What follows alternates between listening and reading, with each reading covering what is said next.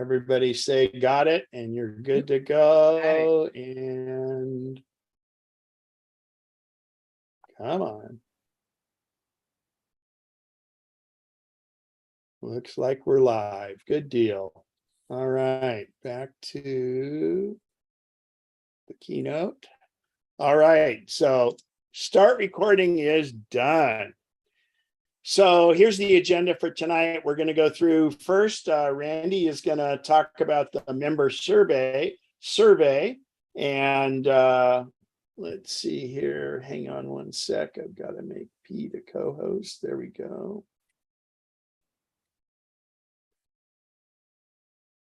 All righty, and Randy too. Good enough. All right, then we're going to do current news and rumors. There's not a lot of rumors these days, and why didn't I? Well, it should say rumors. Then we'll do the volunteer member announcements. Keith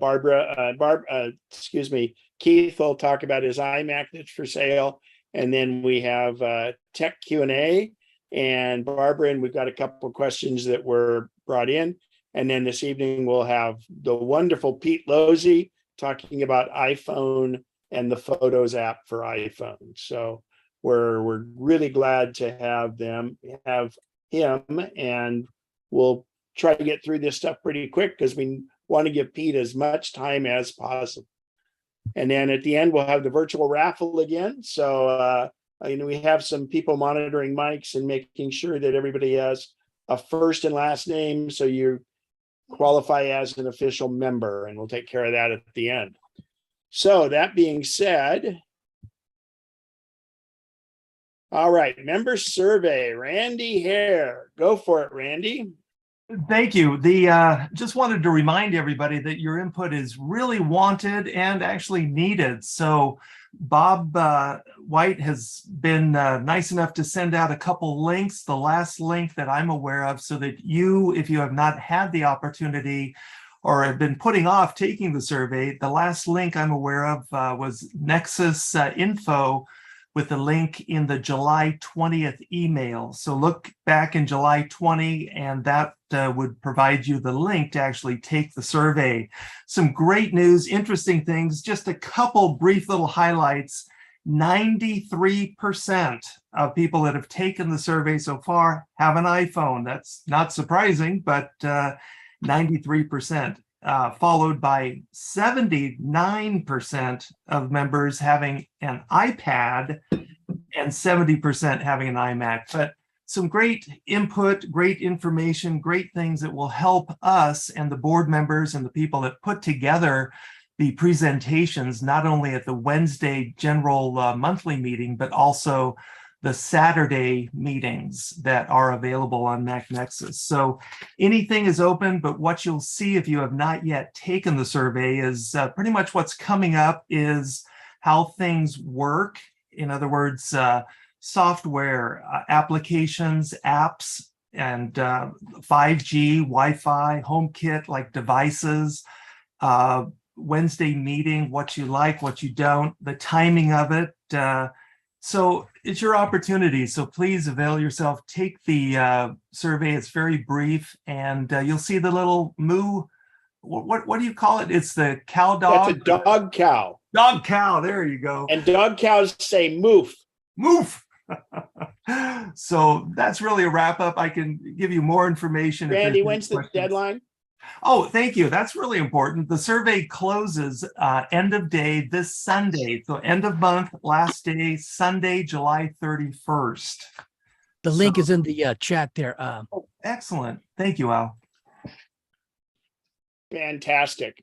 And great. And Randy had a couple people helping him on that, and I think they've done a great job. So thank you to the committee. Very, very helpful. All righty. Moving on to current news and rumors. Got to fix that. So this was from Barbara Moore, and this is. Hi. Oh, you're wearing your little Miss Piggy. Okay, Joellen, we'll mute you. Okay, so this Barbara Moore sent to us, and I don't know, other people probably got it. It's about the butterfly keyboard that was this wonderful thing that Apple came up with, that was the loud clackety clack keyboard on MacBook Pros. And they would have a tendency to get, if you got stuff caught under them and things like that. So it's a class action settlement. I mean, they were fixing these and everything, but you should all know. And I believe that it's, I forget what, I thought it was starting in 2016, wasn't it? It says 2015, about halfway down there. I don't know why I'm missing that. Anyway, yeah, 2015 up until the newest versions of the MacBook Pros. So, and there's, you can check, but anyway, this is just something to be aware of. This wasn't, if you got the card in the mail, or, in the email, keep aware of it. It just kind of covers it if in fact you had it repaired. And anyway, so it's there. Al, do you have any more on this? Yeah, I'm pasting in the chat there an article from Reuters dated July 19th, and I'll also put the a link in there to the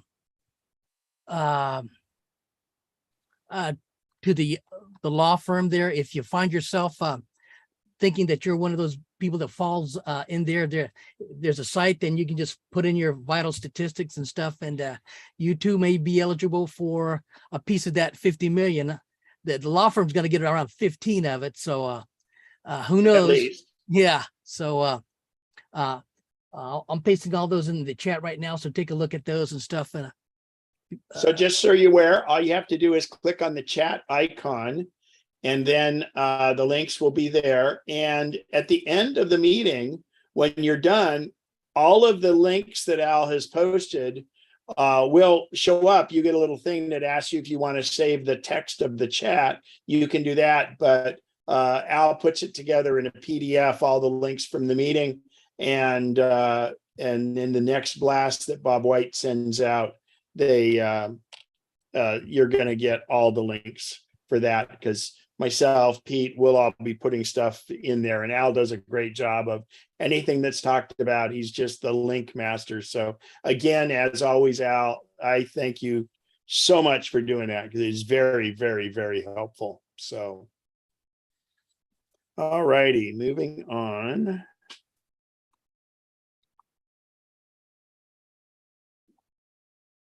All righty, volunteer and member announcements. Go ahead and I'll unspotlight. So, well, actually, Keith, you don't have your camera on, but go ahead and tell us about your laptop. I'm sorry, your iMac. Keith, are you still there? You're muted if you are. Keith Plucker. Okay. I have one while you're Maybe waiting he's for him. negotiating in the background with someone. There I go. There I you go. I had go. to unmute myself there. Sorry about that. It's That's a okay. 2017 27-inch iMac. It has what was the top CPU and GPU at the time, I believe.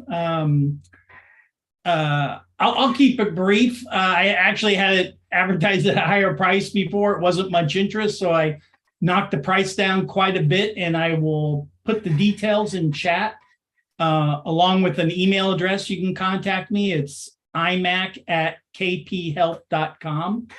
But I'll put all that in chat. We don't have to spend a whole heck of a lot of time on it.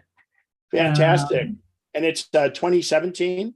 It's a 2017 27-inch 4.2 gig i7 Radeon Pro Oh, I see it 580. there. Yeah.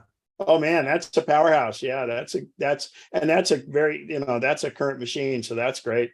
Yeah, Well, it's a nice machine. I upgraded to one of the new 16-inch Mac Pros when they came out in the fall. So I I've actually- Fantastic. gone with Apple Silicon. So your website is, or your domain is KP Help? Yeah, KP Help, well, Keith Plucker Help. Yeah, KP Help. I got a nice short one. I was really happy about it. So is that because you help out? Yeah, I do a little work. I don't do so much anymore. I did more when I was living in Southern California, helping people with their Windows boxes or Macs. But I don't do as much as that, but I still hang on to the domain because I like it. Great. Well, it's nice and short too. Yeah, yeah. So I created a little custom email for this so it doesn't get lost in other emails. Yeah, perfect. All right. So if anybody has any questions of Keith on that, you could speak up. That would be fine. And if not, and again, always you guys can raise your hand. Bob, you said you had something, Bob White? Oh, just public announcement. Let you guys know the annual election schedules begins. You'll see the first announcements in the next blast. It should come out in the next 2 or 3 days. Just to let you know, think about it. Fantastic. If you want to run for the board, there's a couple people whose terms are coming up. They have to decide whether they want to run again. So, And we're a volunteer-run organization, so we can use volunteers. So, and it's not difficult. There's no hazing, and there's not a ton of work involved with it, but it's really good to get new people in because they've got new ideas. And like Randy with the member survey, perfect example. He's a new member on the board, and he's come up with quite a few good things. So anyway, thanks for that. So that election will be in October, but we have the self-nomination before that. So yeah. Any other volunteer or member announcements? I got something. Go ahead. Yeah, there was the president posthumously awarded the Presidential Medal of Freedom to Steve Jobs earlier this month. There's I posted a link to it. It's Not the president. It was the Biden. state level. No. No, it was the Presidential Medal of Freedom Award. Yeah. Oh, so And I kind of screwed up here because we're still supposed to be on news and rumors, so my fault. So that's what I did that thing there. So the other thing is Apple has just purchased a large business complex that's existing down in San Diego. I think it was $400 million or something like that. Yeah. Amazing. So that's it. There's not a lot of other news, just because they're prepping for the launch of iPhones this fall. There's they've just released the fourth beta for iOS 15.6 and iPadOS, and apparently a new watchOS 8.7 today. It's just part of the whole cycle of things. The tech pundits are dissecting what the code they've got out there, and talking a little bit about some of the what may be coming, but it's until they have an official golden master release, it's kind of don't believe everything they write, because at the 11th hour, Apple can yank any feature for their own reasons, for a multitude of reasons. And this week, a few days ago, there was an update for pretty much every OS, Monterey, iOS 15, and I encourage you guys to run all of those updates and keep up to date. So, all righty. Any other volunteer member or any other news and rumors? And Pete, you're welcome to pipe in here if you'd like to. But anybody if they have any questions or if they've heard any other Apple stuff, that's fine. We do have some tech questions, and one of those tech questions is really about kind of scams and things. But anyway, anything else on news and rumors? If not, we'll finish that and volunteer announcements. Okay. All right, tech Q&A.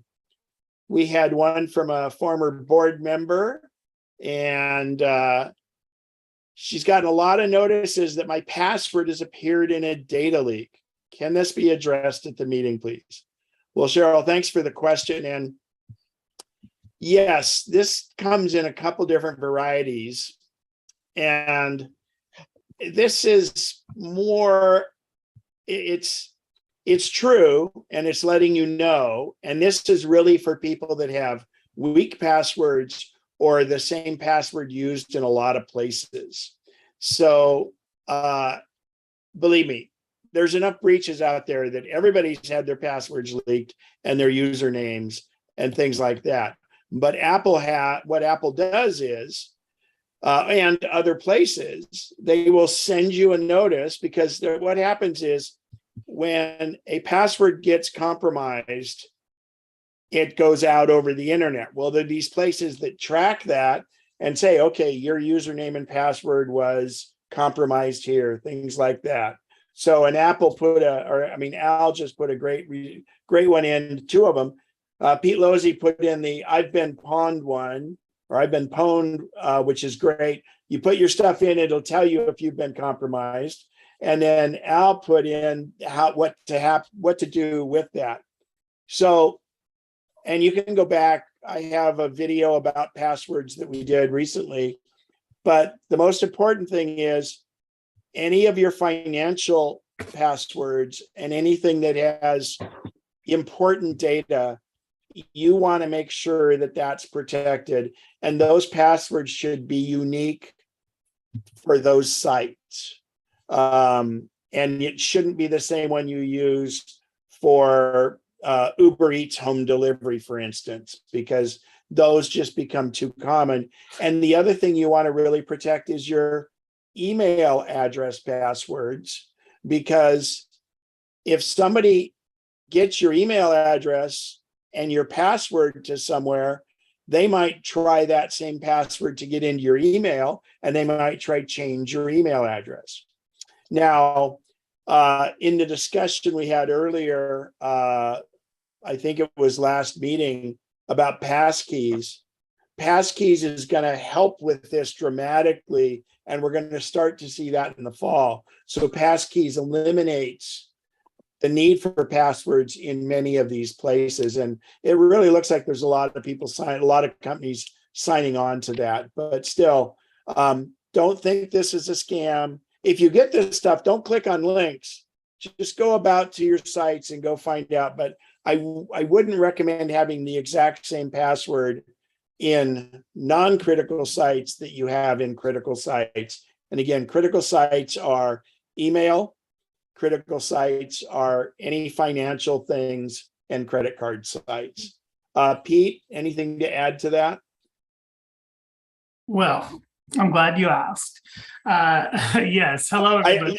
It was a question I knew the answer to. Well, humor me for a sec. I'll tell you a quick story. Ken, I came out to visit recently, right? We spent some time together. Thank you for that. That was great.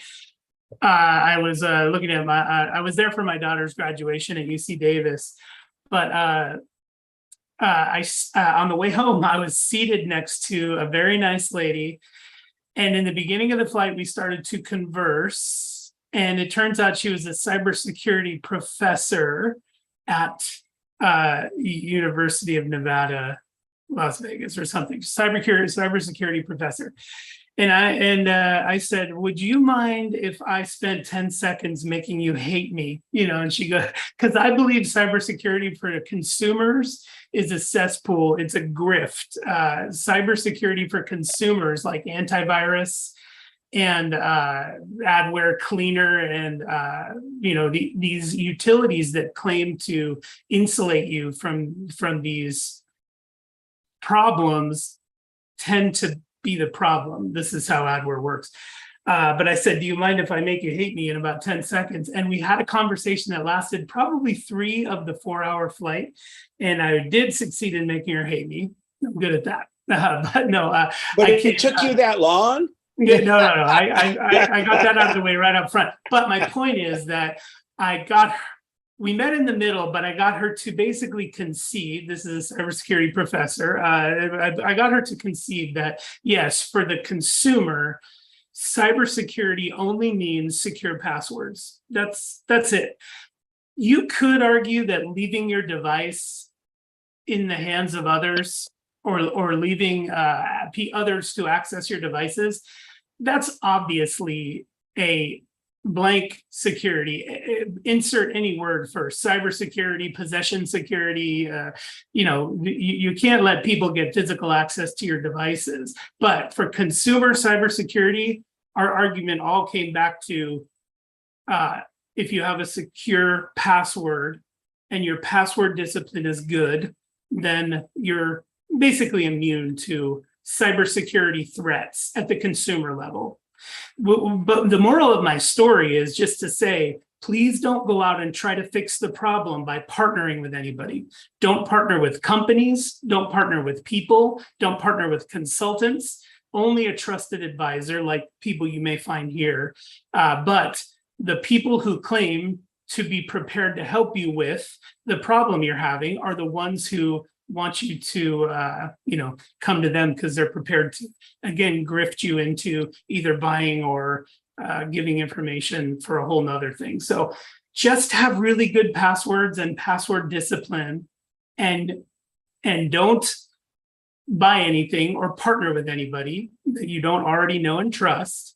And you, the consumer, do not have to worry about cybersecurity. If you own a small business, we have an entirely different conversation. But for everyday consumers, business professionals, you don't have to worry about cybersecurity if you have good password discipline and you don't give people access, physical access to your devices. And she said, yes, that is a fair statement. And so I was like, yes, the triumph. And it is, they all work on FUD, fear, uncertainty, and doubt. And that's why when you get these pop-ups, and I get the calls all the time of there's a pop-up window, and then now they've got them where they talk to you and all this, and it says, don't shut down your computer and don't do no, just shut down your computer, reboot, the thing will go away. It's almost like those obtrusive Netflix ads that used to pop up all the time. They don't so much anymore, but that's all that is a pop-up ad. And I call these people farmers or fishermen, fishermen. And what they're trying to do is harvest your credit card is it. They're trying to scare you that there's something wrong with your computer. And because that's what's in the news, and because if we know people with Windows machines, then you're worried about it. Well, you shouldn't be worried about it. Just go ahead, restart the computer, and just remember anything that pops up like that is fake. And almost every single email you get, similar or phone call, is fake. I'm going to put a link in the chat to a YouTube channel for a person named Kit Boga. Weird account name, but this individual has dedicated his career to scamming scammers live on YouTube. And then he records it. If you are interested at all in cybersecurity for the everyday person or how these scams work, browse Kit Boga's YouTube channel, because you really get an inside look at how pervasive fraud is. There are entire offices, both here and overseas, that function is to be a call center for fraud. There are big legitimate office buildings that are call centers for fraud, that managers are managing fraudsters who are calling out because they're not getting enough income in. Disciplinary action is taking place because your wallet has not been compromised yet. So if you watch this, some of the videos on this YouTube channel, you'll definitely, number one, be treated to some entertaining content, but two, really see what the inside of these scammers, or what the back end of these scammers lives are like. I'm going to post that now. His channel. And they are smart people on the other end. In fact, they're from these same tech support places in India and other countries that are maybe during their daytime job, they're doing regular tech support, and then they come and do this at night. I mean, that's really where it is, and it's big business. And just remember, it's just take a step back sometimes, restart the computer, and if you get that phone call all the time about your computer, the best answer is, I'm an old person. I don't have a computer any longer. I gave it to my grandson. And then they'll stop calling you. Remember, Microsoft isn't going to call you. And of course, everybody has an Apple account now too. So that comes up. Just don't be so worried. Think back and just say, look, it can't happen. You're on a Mac. You choose to use Apple devices. That's as safe as you can get. All righty. Anybody else? Any comments on that? And and if it does happen, you're going to see they're going to ask for gift cards, or they're going to try to get your credit card, and they'll say, yeah, for $229 a year, we'll make it so that doesn't happen. Just make the last step before you pull your credit card out to contact myself, contact someone else, just because that is not how it works. And they're just trying to harvest that. And then they may be persistent and keep calling back. Then you just say, look, I'm 80 years old. I gave up my computer. I just don't call me anymore. So yeah, another thing too, if you have some time on your hand and you want to have some time on your hands and you want to have some fun, I just put another link in the chat. But this website will generate a fake person. And the person's name, address, phone number, age, date of birth, social security number, email address, vocation, marital status, name of their kids. Well, if you've already clicked the link, you're seeing it. It's pretty cool. It generates a random person. I have one printed that I keep here. And when I get calls from those folks, that's who I am. I just pick up that piece of paper and I read all that information. What's funny is they confirm it too. They'll say, oh, yes, yep, we found you here in our system. They tell me when the scammers call, we found you here in our system, but it's a fake person that just got made up. So if you want to have some fun, print out any name from that thing, because it's a fake person, they don't exist. Put it somewhere it's easily accessible, and then just use that if a scammer calls you, and have some fun. great. Just don't go buy gift cards if they tell you to go buy gift cards. Don't leave the house. Yeah. Okay. All right. So anybody else have any input or questions on that? Because that's important. It really is. And I know Pete probably gets a ton of the calls. I get a ton of calls. Bob gets emails, Yeah, just recently, there's a neighbor who called me in a panic. Something very simple had happened. She had left one of her devices logged into something. The person who came after her noticed the device was logged in, changed the email address password because email was logged in, and then emailed everybody in the contacts, please help, I injured myself, I need $500. What's funny is when I went there to help her and first talk her down off the ledge, she was very panicked. Two neighbors showed up with $500 in their hand, knocked on the door, and she felt so bad. She was devastated that this had happened. But it's just that simple. All of a sudden, before you know it, friends, neighbors are calling you. Your information is out there. False information is out there. It can be scary. So good password discipline is really what you should be focused on. Hey, Pete. Hey, Al. Yeah. Along that same line, I know in the forthcoming iOS 16, they have this thing called lockdown mode, and probably most of us won't fall in the category that might be a target of state actors or anything. Can you comment a little bit about that? Whatever you know.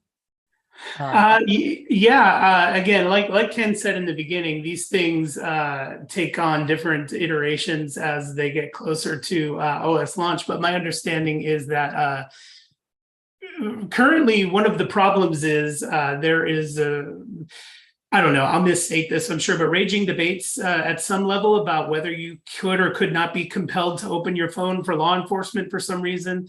A lockdown mode is almost like a time lock safe where you're helpless to access the device just like anybody else is. And this is a strategic action you would take because there's some emergency or some reason why you wouldn't want any of the contents of your phone accessed. Again, I don't know. Apple does tend to historically steer clear of doom and gloom. You know, like even the SOS where you hit the power button 5 times, you would think that they would be screaming that from the rooftop. That if you hit your power button on your phone 5 times, 911 will get called. But there isn't a lot of talk about that, just because I think you know that it gets darker as you wander into those types of areas. Great. People know that. I've never heard that one before.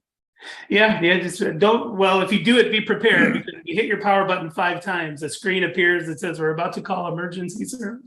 Yeah, just gotta be careful. And on your Apple Watch, if you press and hold the rectangular button, it'll do, or I'm sorry, the oval button, it'll do the same thing. That one I know. Yeah. So, all right. Any other comments or questions on that stuff before we move to tech Q&A? I believe it is. And I do have let me share that. Oh, no, that was actually Cheryl's. That's right. So I have a few here. I'll share the screen. What in the heck? There we go.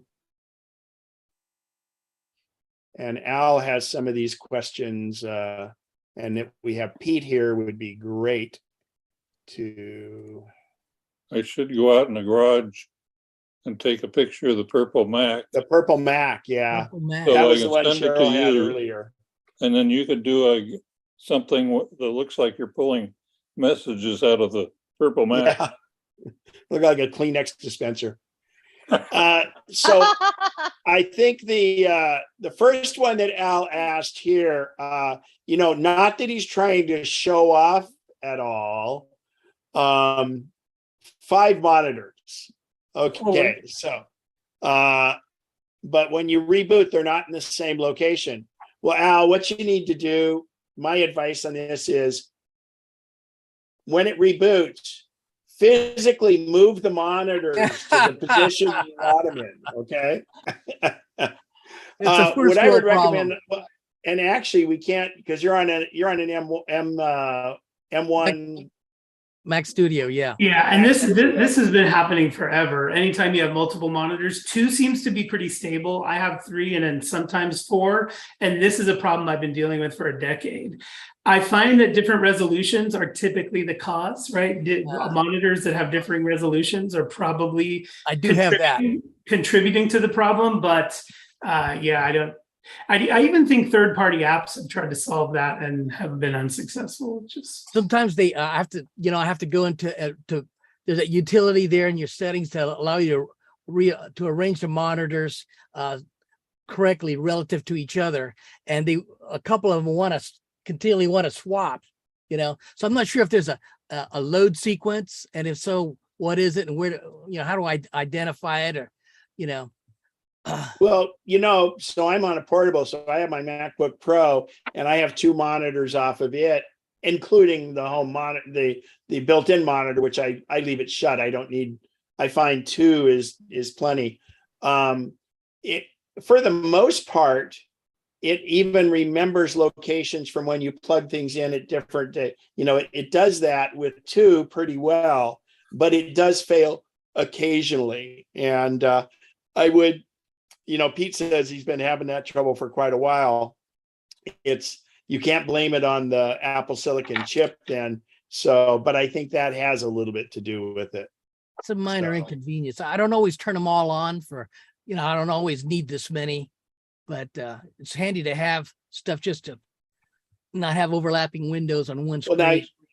Well, now you said you turn them on and off, because that affects it too. Could that? Yeah. Oh, yeah. Yeah. I would anticipate that, but you would figure that, once you have them set relative to each other, I would hope that the OS would know that, well, if you're turning this one off, it still stays in its location relative to the others, but occasionally it doesn't. So, yeah. And there's no way to zap the pram there's no NVRAM reset. No. All right. Well, just a minor nuisance, something I'll have to live with. So you have a Zoom whiteboard question. Pete can probably handle this one. This just came up I guess, and I know you Zoom a lot, and I was just interested in the use case. Pete? Yeah, here, as a matter of fact, I'll put one on the board here. This is an example of a Zoom whiteboard here. And I think all of us can contribute. We can all draw right here on the whiteboard. So it's really for making collaborative efforts. It isn't just drawing. You can type. I enabled that who can start sharing when someone else is sharing. So that's all participants now. But I don't know if it allows me to. Oh no, opening it won't. So there's something that we have to enable in our Zoom account, Ken? Is that No, the- I went in on the meeting control to do it, but now when I click whiteboards, there. Jonathan did that. What's the? Yeah, I can't seem to get it. Let's see here. Okay. I know somebody's going, I am gonna win that game. Well, so did everybody else get the message? Opening a whiteboard will stop the screen share? No, Because I don't want to do that. So is anybody else? So, Well, I have, wait, are you seeing my whiteboard? yeah. Yeah, I'm seeing it. Yeah, tic-tac-toe. Yeah. Yeah. So who's the red line, Al? Is that you? No, I was trying to do something, but it apparently it's not Keith acknowledging anything I'm doing. McMahon, what did you enable to get that to go? Well, what he's got right there is stamp. That he's on stamp right now, where you can stamp an arrow. There's a little toolbar. You should have it across the top. Jennifer Kerr or Jonathan, is that the son there? Melissa. Okay, Melissa, how did you start that? Up at the top of my screen was an option. I see green, it says you are viewing Pete Losey's screen, then view options. Right, that's right. And when I When we viewed options, clicked this on thing- that, annotate was an Ah. option on that menu. There, I'm blue. All right. Okay, I see it. Good job. Yeah, thank you for that. Yeah, there it is. Thank you, Melissa. That was exactly it. So Pete, okay. Oh, Randy beat me too. Everybody did. 3 against 1. Oh God. Oh, this is great. I know there are some templates, and so I was looking through it briefly and stuff, and they have quite a few common use templates and stuff that people can work together on. It's worth looking at. But All right. Good job. this is great. Learn Can something. anyone share their white screen? that was fun. Can anyone start a white screen? Yeah, You should be able to, but don't do it now because it'll take this off. So the last question Al had was about any iOS 16 features you're looking forward to, Maps, iMessage, it stuff. Pete? Yeah, I do want to address the last topic, one last thing before we move on, and that is that to invoke a whiteboard share, you would use the share screen option, just like if you were going to share your screen. But one of the options available to you when you invoke a share screen is whiteboard. So you would just click the whiteboard, and then all the attendees in the meeting would immediately see the whiteboard, and they could co-annotate with you on the whiteboard. There are some settings where you can say, no, I don't want anybody to draw. There's a clear setting where you can say clear everybody's drawings but mine, or you can, so you can get into it and control it a bit, but it's fairly rudimentary note annotation type of thing. The other thing I want to note here too is that very same, I think it was Melissa, hi Melissa, who pointed out that menu bar that says annotate. Annotations can be done on any screen. You can, if you see something that doesn't look right, you can go to annotate mode and you can say, hey, can you explain this? Or no, this is not, this doesn't belong here. And you can clear your drawings, clear all drawings. So the reason I bring that up is because any screen share really can be used as a whiteboard. All of the whiteboard functions just go annotate right on top of any screen share. So whiteboard is just a blank screen share. Let's put it that way. Pete, And are this there has been, Annotate has been there for a while. Oh yeah, annotate has been around since 3 years ago. We could annotate. Pete, are people creating their own kind of templates for collaboration? And if so, Yeah. where do we go to find that kind of stuff? I've even done it myself, Al, because like for instance, I'll go to Keynote. I use Keynote for page layout and stuff. One reason is because it's the exact 16:9 aspect ratio that we see on this screen here or others. And I'll put 4 boxes and I'll label the boxes. And then during a Zoom meeting, I'll share my screen, but then invite the attendees to annotate and then put their whatever it is, a check mark or their vote or a phrase or a keyword in one of the boxes. So you could imagine, I even did an escape room. I was an attendee, not a facilitator, but I did an escape room where they kept showing screens, and then by annotation, it was a Zoom escape room. By annotation, you would then attempt to reveal the answers to the puzzle and stuff. So you can get very creative, Al. I have, you know me, I don't look for templates ever. So I have never looked for templates for that. I'm sure they're out there though. So yeah. I'm interested in what templates Pete creates. Yes. Yeah, those are the fun ones. Absolutely. Yeah. Okay, and then we were to iOS 16. Is there anything I'm excited about / looking for? I know that Maps finally, I guess they're going to allow you to make other waypoints or something. It finally got that. Multiple waypoints. Yeah, multiple I think waypoints. up to 15 or something. You know who that's great for? Garage sailors. If you like the garage sale, Oh, wow. I never thought of that use case, but you're right. yeah, you look them up online the night before. You look up all the garage sales because they're posted online nowadays, 99% of the time. You enter those all in. Now, the old Magellan GPSs, those used to calculate the best route for you based on that. I wonder if Apple's maps will be so accommodating. I hope so, but I kind of doubt it. Well, if that's something people want, there's a plugin to Google Maps that does what the KPMS data that will take you have your start and your end point, and it will do those calculations for you. I used to do that when I was a sales rep and it did my route for me. Pete, this is Mary. Mary. I'm taking a little trip and I wanted to check for hotels and motels on the map, and I couldn't easily. I was in prep. I was trying to remember how to do that. What am I missing? They weren't showing up at like around a certain town or something. Okay. In today's world, that answer could be complex. It shouldn't be, but in Maps now, there are 4 different modes when you're in Maps. There used to be only 2. There would be satellite and drawing mode, basically where you're seeing the map as a drawing.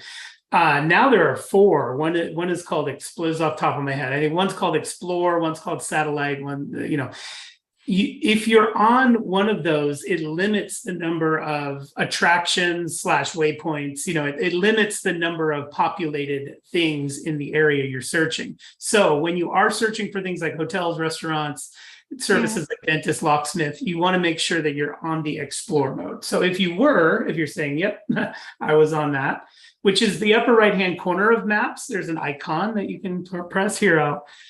I can share my... At least you're going to need to anyway for the app. Yeah, at least on the phone, the map, it just shows like car and then an arrow, like a directional arrow. Yeah, so I'm on my Maps app here. Where is it? Over there? Yeah, you see that there? Yeah. Yeah, and this is where I would click in the upper right-hand corner. You will see there is this little map thing, and then you'll get the 4 different map display modes there. It's not showing on mine, but maybe I don't have the latest version. Well, that wouldn't stop you from finding hotels. I got it. Never mind. did. I'm sorry. Okay. And then once I'm in explore mode, right, which I'm now in explore mode, that means that those types of waypoints are going to show up in this mode, whereas in others, they don't show up so well. So as I zoom in, you see that a lot of waypoints are popping up. I've got Wendy's and Great Clips and all that. And then if I search hotel, the search hotel, I'll spell it properly. See, that's the key, Mary, is if you just type hotels, Yeah. it does it for whatever you have on the map, and you can zoom out or zoom in, and it looks within that area. I just missed the explore part because I had gone to Google to look it up and all that. So thanks for the reminder, Pete. But I remembered you could do it because of your class, when you went over that. So, So just a little tip on that, Mary. yeah. And I do it in the travel presentation that I do. If you, and while Apple Maps on the phone has gotten so much better and everything, but if you're signed into a Gmail account, or if you use Google Maps on the computer or Google Maps on the phone, when you search for hotels, and if you put in the dates, it will also give you rates for the hotels during those dates. But the other big thing is that if you want to be logged into your Gmail account, because if you do make a reservation, have it sent to your Gmail account, it will build an automatic itinerary for you, just going to google.com/travel and all of the things you did. And it will remember some of those, but Apple Maps still is, I think I'm using it more and more than I used to now, because it's improved and it's really looking good for this fall. So let me just, hopefully other people are finding this useful too, but I'm not sure. I'm driving up to Oregon and I'm not sure where I want to stop. So that's why I will just be looking for hotels when it's that time. So, but I can get prices by going into, to go into google.com, and then I can get the prices off of the maps. No, it's maps.google.com in Safari.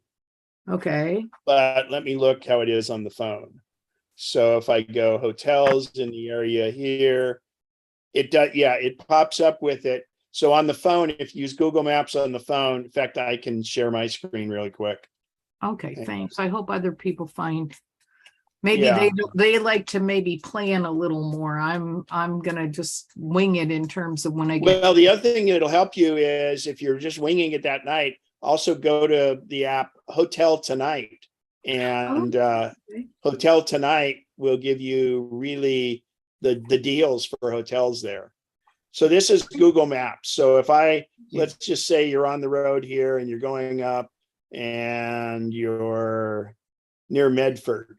Perfect. So if I zoom in, you'll notice there's these things across the top, attractions. I can either search by tapping hotels, or if I just hit hotels, there it is. And if you're looking for the next night, you could change the dates up there. Okay, great. And then the sort's there, and depending on when you zoom in. So if you zoom in a little bit, you click search this area and it researches that area. Thank you so much. Yeah. Both of you. And by the way, both Apple Maps and Google Maps are starting to show EV charging spots. Fantastic. So was that it pretty much for iOS 16 coming up? And great. I think, Pete, it's up to you. It's all Pete all the time. I got to say, Pete and I go back quite a ways, and he is just the master. And I know everybody looks forward to him being here. And good news, he will also be teaching the first Saturday class, August 6th. And that news is hot off the presses. So, that's, and it's not fake news. It's real news. The only thing I've ever wanted, Ken, was more time. So finally, Saturday, we have 3 full hours. Be there or be square. We've got 3 hours. I might take 3 hours tonight too. I may just, so buckle in, everybody. I'll be on the Central Coast, but I may just decide to forgo all that stuff and watch it too. Anyway, Tell us more about the class. Deep dive in photos, both the camera app and the Photos app on both iOS and macOS. And my brand of deep dive is interesting. You will learn a lot of things you did not know. We're talking about keywords, tagging. We're going to go through it all. And I only have 3 hours. Cost? How much will it cost? What's that? What's the cost? Oh, it's the MacNexus-7. Oh, that's the MacNexus Oh, for wow. Saturday. The cost of your membership. We're paying Pete for him doing it, and I'll tell you, it's so worth it. Wow. Great. Yep. Looking forward to seeing you there if you can make it. And thank you for the introduction, Ken. Let me flip that. It is my pleasure to be invited here. I know most of you. I love this group. One of my favorite groups to speak in front of. And I appreciate the time tonight. I'm going to do my best to move through this with some haste because I want to pack a lot of things in. But I did want to also say that if anything you see here interests you tonight, that the Saturday workshop, first Saturday in August, will be where we'll be able to spend 3 hours. And as just stated, there's no cost or anything. It's just the MacNexus class. So I would be happy to see you there if you can join us. Another little thing, so we're going to be talking about photos and the camera app. So those are two different things, but they're very easy to conflate. They're two completely separate apps that really don't have anything to do with one another, but they go hand in hand in the sense that one of them takes the photos and the other manages and allows editing. So those are what we're going to talk about. A couple of disclaimers before I get started. I wanted to talk about these. These have quickly become a huge part of the household. These are very inexpensive. It's a stand for your phone. So you just set your phone in there and you can, it's very lightweight. It's very inexpensive. I think I paid $4 or $5 each and I bought 10 of them at first. If there's a brand name, Al will get us a link right away. What's that name on the bottom? There is. I think it won't get you very far, ho-rump, but I think these things are a dime a dozen. I think you'll find them on Amazon, but do, Al, find one if you can and put it up there. This one happens to telescope or whatever it happens to, and then it's got a adjustable thing. The reason I bring this thing up is because it seems whatever, simple, redundant. Yeah, duh. Of course those exist. But if you're interested in taking pictures with your phone, not just for utility, but for maybe you have an artistic eye or you want to operate the features of your phone, you really have to have it on something. It's, if you're being creative, I want to qualify that because if you're out and about, don't worry about it. Pull out your phone and snap, snap, snap. I encourage you to snap, snap, snap. Use that phone to snap, take video, have fun with it. And so that's good. There's lots of utility in that, and I'm glad we do that. But to get the shots, to get the photographs, to get the things that differentiate themselves between a snapshot and a photograph. You want to get creative. You want to command some of the controls of your camera and this type of thing. You want to command some of the controls over light and aperture and all that. And if you're hand holding, it's nearly impossible. So I have these around the house and I use these not just for taking pictures, but if I'm on a Zoom call, I just set my phone on that. Makes it quite convenient. If I'm eating a meal, sometimes I'll put my phone by myself, not when other people are around. But if I'm eating my lunch, I'll put my phone on that.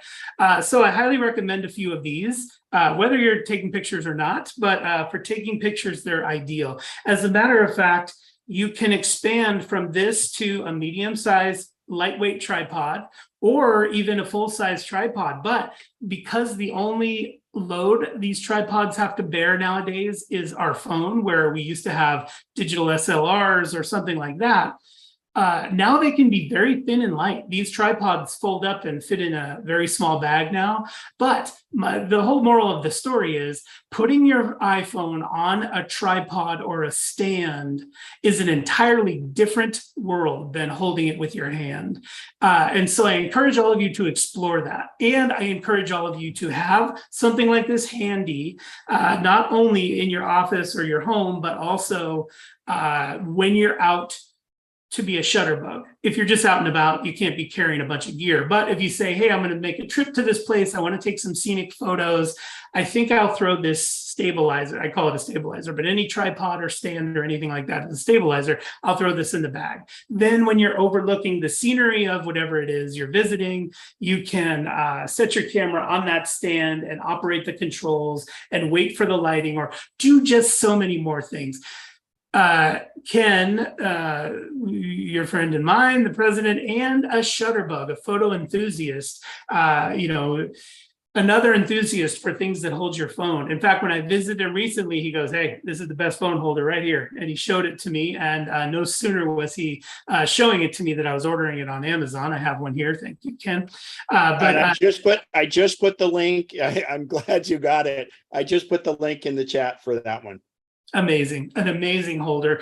But what I'm saying is if you're an enthusiast or you have a creative, a desire to be creative with your photo taking, I highly recommend that you look into both something to hold your phone easily around the house so you can take snapshots, whether it's pets or you just want to put a document down, take a picture of it, whatever. Or when you're out and about, try to make it so you have something that can stabilize your phone, put it down and that sort of thing. Okay.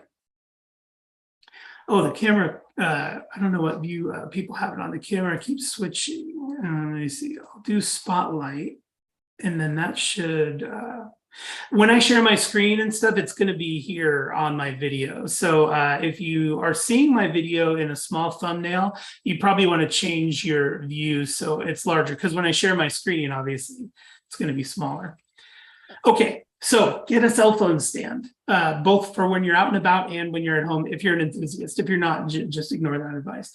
Let's look at the camera app. I'm going to launch the camera here. Let me see. Let me open my phone up here. And okay, then we should, we should be seeing my phone camera here. And please ignore what's in frame right now. It's just my MacBook Pro is sitting right in front of me. It's the easy thing to have in frame. My phone is on the little stand, and I want to talk about this interface right here.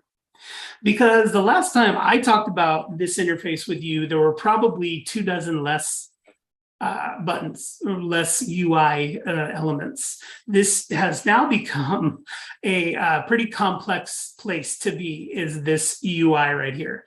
And where I am, you can see here, is I'm in the camera app. Just the one we use to take pictures. Hopefully you know by now that the camera can easily be accessed from the lock screen of your phone. I can't say exactly how because different phones handle that different ways, but you'll either see a camera logo on your phone's lock screen, and I'll show you mine. I think I can lock the screen and still share here.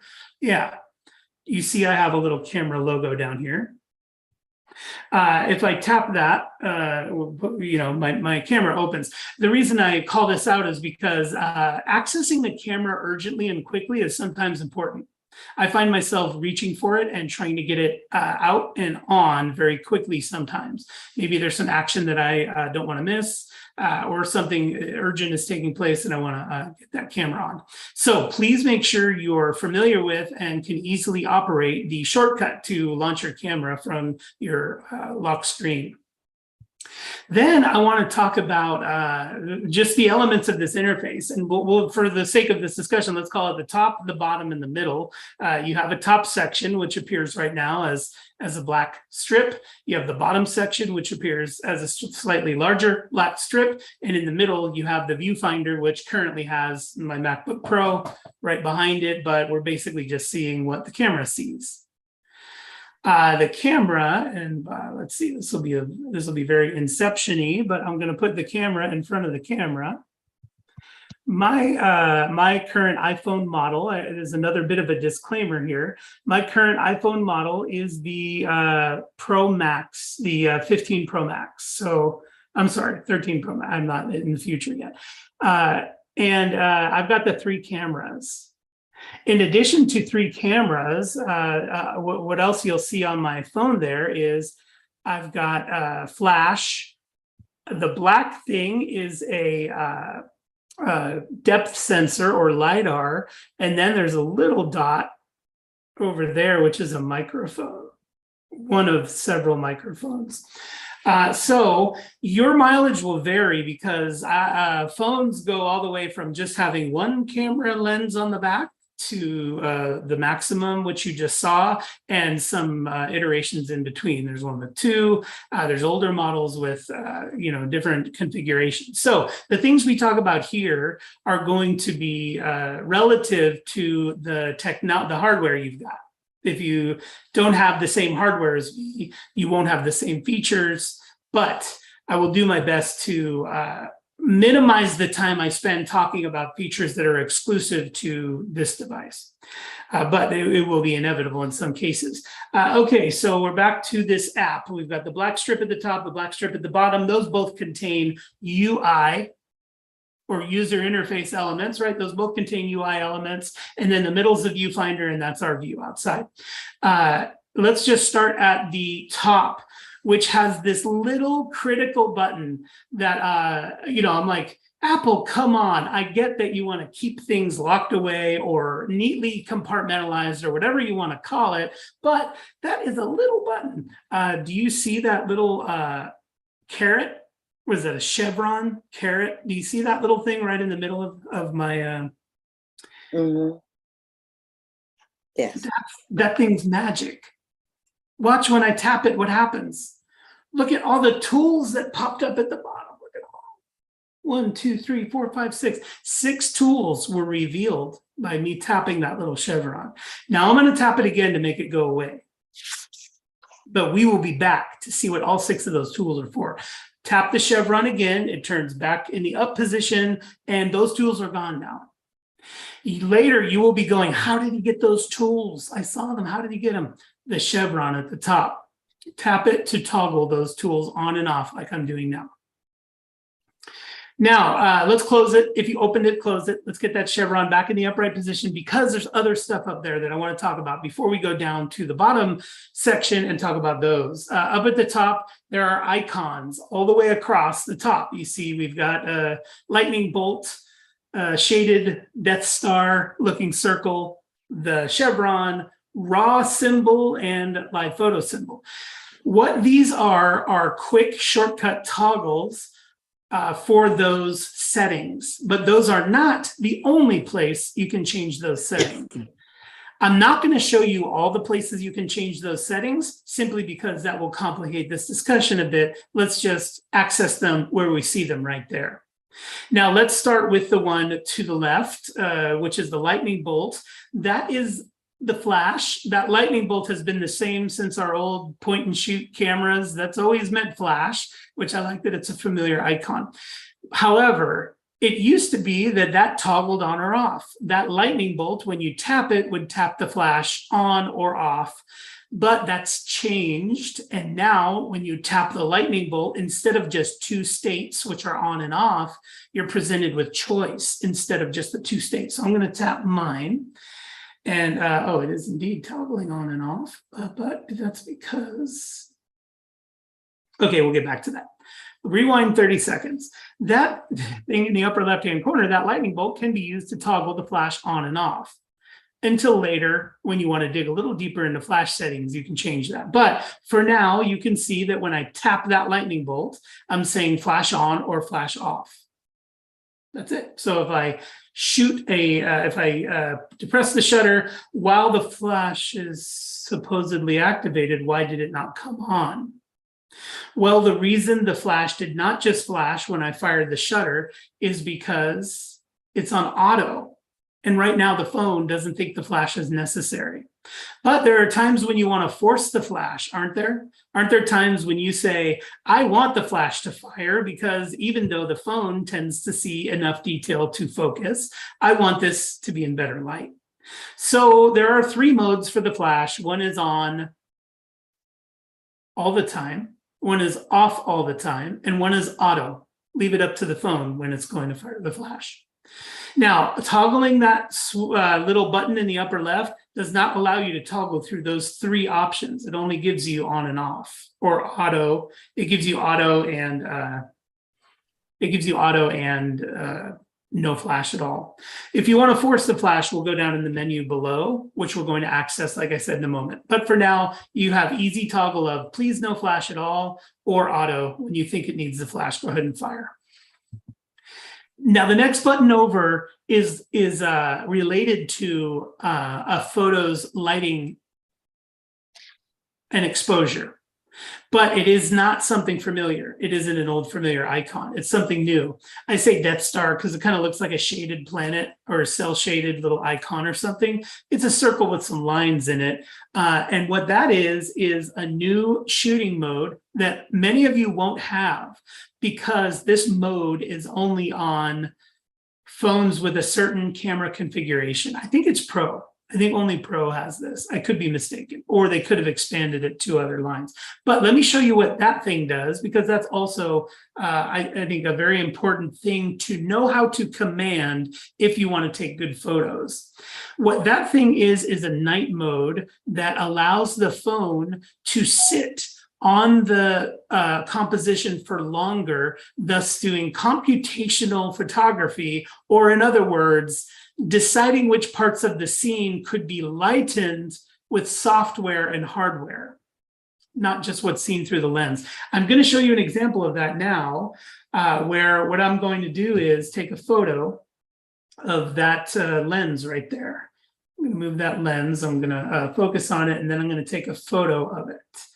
And that photo is going to be without any lighting assistance from that little icon. Notice it's got a slash through it now, and I've turned it off. This is what I will get when I take a picture with that feature turned off. Now, when I turn that feature on by tapping it, notice, unlike the flash, it is not an on-off toggle. When I tapped it down below our viewfinder, you see down below there, a little meter appeared. You see this down below the viewfinder. This wasn't here a second ago. In fact, keep your eye on it, because I'll toggle that on and off, and you can see that's changing from shooting mode to this night mode. Now, what this does is if I crank this all the way up to its maximum, which in this case is 1 second, if lights were lower, hey Siri, make the office light 10%. If lights were lower, notice the maximum time that this feature will stay on is now 3 seconds. It was 1 second, and now it's 3. Why? Because it's darker. Now I'm going to hit the shutter button so you can see what it does. And you'll see that basically it's going to stay in the composition for 3 full seconds. Now, those of you who have a background in photography, you know that you could set your shutter to 3 seconds. This is something you could do with a camera. If you have a background in photography, you know that you can put it on shutter priority, and you can set the shutter time to not only 3 seconds, you can do as many seconds as you want, 3, 30, or there's something called a bulb mode where it'll leave the shutter open as long as you want. Well, this is a bit different. It doesn't leave the shutter open, meaning that any shake will destroy your photo. It's just reading the room the whole time and figuring out how it can use computational photography. That's just a fancy word for technology photography, right? Hardware and software taking the picture instead of just the lens. It's using computational photography to flesh out the scene a little bit. So I'm going to take a photo with it turned on. Here I go, hit the button. You can see the full 3 second sort of dissolve from black to a fully realized photo, which we have here. I'm going to turn that feature off and take that photo again without it. And you can see, just looking at the two, here's the one without, here's the one with. Let me show you that comparison again. Here's the one with that feature turned on. Just note some detail in the desk and note some of the text both on the textbook and the lens. Just a quick mental note of that. And then when I switch, notice how much darker this scene is. So this, what you're looking at without that feature turned on, is the actual scene. This is the lighting in here. The iPhone made a correct representation of what it saw. This is with computational photography applied. There is a ton of lighting and detail that's pulled out of the shadow through computational photography. So as we're going around the interface, in that upper left-hand corner is both flash and night mode in some cameras. I know some of you don't have it, but that's both flash and night mode. And night mode is there to keep the camera in the composition longer, to use computational photography to get more out of the shot. Is it a great substitute for what the camera actually sees? Not really. It's kind of like optical zoom as opposed to, it's kind of like digital zoom as opposed to optical zoom. As you know, optical zoom is a function of the glass lens, and digital zoom is a function of software enlarging a photo. So, this is helpful because sometimes that mode is great for pictures, selfies. If you're with somebody and it's kind of dark, that mode will help, the photo be lit properly. And the pro models, I'm just going to add this in there. I know some of you stand in line wondering, why would I go with the pro when I don't really need it? And this is a valid argument, and you may not ever get the pro version of these devices because you have a good valid argument.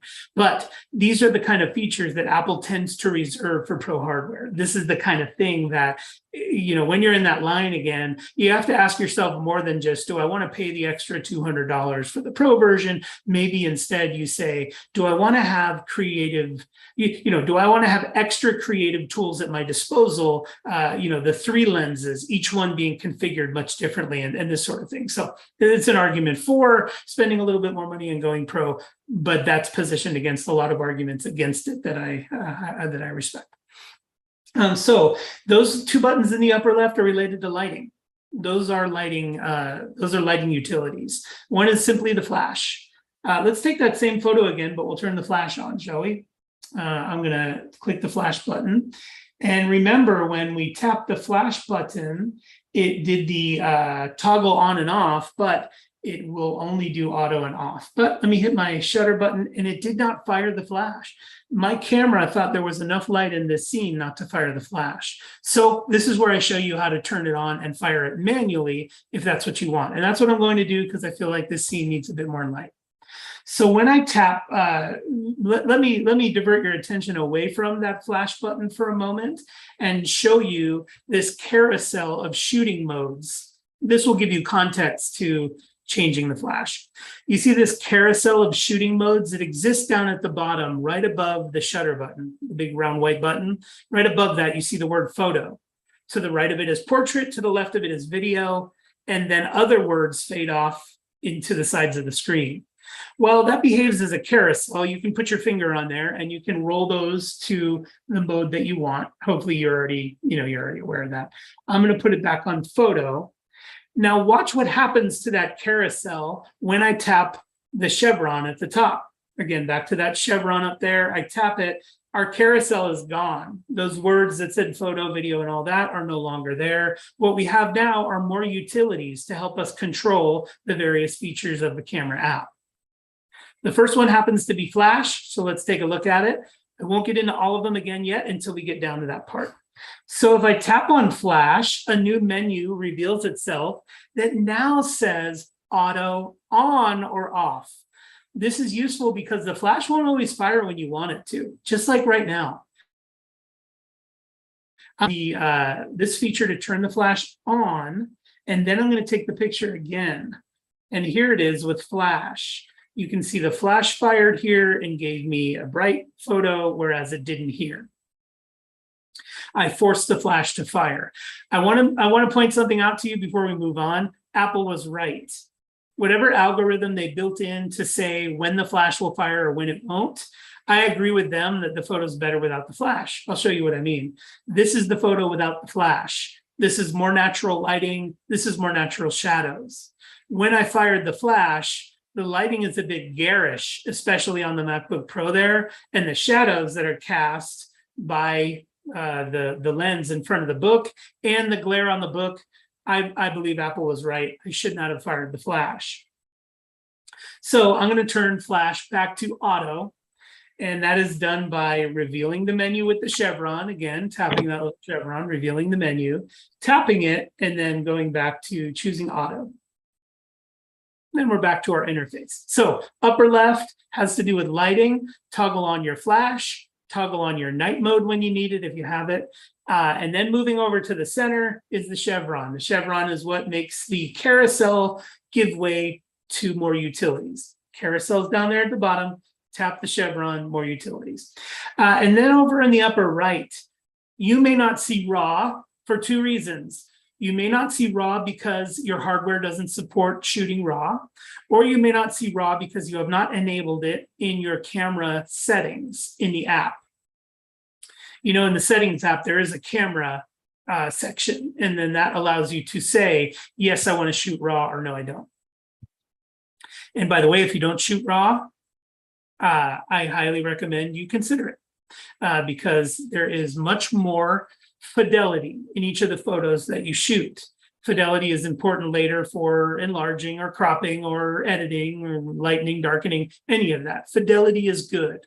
However, the trade-off for fidelity is storage space. So bigger pictures take up more room. This is the same battle we used to fight with our digital cameras. The SD card wasn't big enough to hold all our photos. And if we had it on RAW, we could only fit like 80 photos on the card. And then when you changed it to JPEG, it said like 3,000 photos, right? Same situation. I highly recommend you shoot in RAW, but if it's prohibitive because of the amount of space you have on the device, then obviously you can't. I shoot in RAW. Almost exclusively, my RAW, the setting is on almost all the time for no matter what photos I'm taking. And there's a good reason for that, or at least I feel I've come up with a good reason for that, because I don't want to have to remember to switch it. So I just shoot all in RAW. The photos are probably, in some cases, double the size that they would be if I wasn't shooting in RAW, but I don't care. I like the fidelity of the photos. And then you have live photo. Live photo is next. Live photo is really interesting, and I don't see the utility in it. Or wait, let me rephrase that. The utility in a live photo doesn't fit my workflow, so I don't ever turn it on. I'm very familiar with it though. Live photo is just Apple's utility of taking, you can't really call it a short video, and there's no such thing as a long photo, but it would be what is between those two things. It's not a short video and it's not a long photo, but it is a photo that has movement to it.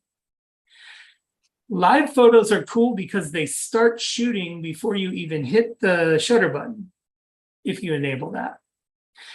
Which means that if you are 1 second late on shooting something that's happening, you'll get it because it was already filming before you hit the shutter button. That's one of the advantages of a live photo. Let me show you what a live photo looks like. I just toggled it on. So you see now the icon no longer has a flash through it, the upper right icon, the little sunburst looking thing. And now all of my photos will be live photos. This means that all my photos will have movement to them. I'm going to take my phone off of the stand that it's on because I want a little bit of movement. And I'm just going to take a photo. It appears that that's just a regular photo. I'm just snapping these shots. But you see the yellow box that says, yeah, you see the yellow box that says live that appears every time I shoot a photo. That's your visual reminder that you're shooting a live photo. And let me show you why it matters. The difference between a live photo and any old regular photo is that when you look at a live photo, it has movement to it. So watch, when I load the photo, notice it isn't still. There's some movement each time the photos load. I can also make that movement repeat by putting a little pressure on my phone screen when I'm looking at a live photo. If I put a little pressure on my screen, you'll see the movement that I shot during the live photo. That's me pressing the screen. One other thing I like about live photos is, let me show you this picture I use on my lock screen. Here's the photo I use on my lock screen. Well, first let me clear my notifications. Sorry, pay no attention to the man behind the curtain. Let me clear that and yeah, clear. Here's my lock screen. And when we took that photo, it was a live photo. So now if I put a little pressure on my phone, use my thumb, put it right on there, my lock screen is animated. That's fun. And that was simply done with a live photo. So if you do take a live photo and you do use it as your lock screen wallpaper, it will then animate when you put a little pressure on your lock screen. It's fun. Okay, so there's live photos, which I never turn on because the utility of a live photo doesn't really appeal to me, but it is, but my sister has 2 young kids and she keeps that thing turned on because number one, it starts filming before you hit the shutter button, which she loves because she can catch some action that way. And number 2, it gives a little bit more character than just the photograph. My mom loves to see these live photos because you get the movement. So live photos are there if you like them. Toggle them on and off. Just try not to forget that you have them on if you have them on, because they take up more room than photos. And if you're just trying to get a good photo, live photos aren't great for that. Okay, we pretty much covered the top of the interface. We've got we'll call them complications, but you can use them to toggle, right? The flash and the night mode. And then you've got raw and live photo. Then you've got the chevron, which replaces the carousel down below with new utilities. We'll look at that in a second after we dip down to the 3 bottom buttons, the 3 across the bottom. You'll see 3 icons. The one in the dead center is obviously the shutter button. The shutter button responds differently depending on what shooting mode you're in. I happen to be in photo mode right now. So pressing the shutter button takes a picture. It's easy. I'm going to press the button and there, a picture was taken. But in photo mode, you can also hold the button down and not just tap it. This used to be a burst.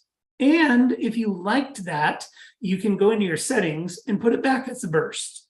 But Apple decided that they would change it from a burst to a short video clip. So same thing, I'm still in photo mode. Notice I'm not in video mode. And I'm just going to hold the button down.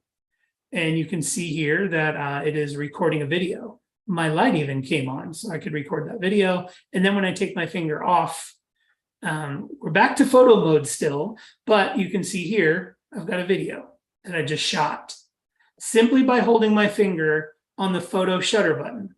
It's not a live photo, it's an actual video. So you don't have to switch quickly between video and photo if you just want to take a quick video.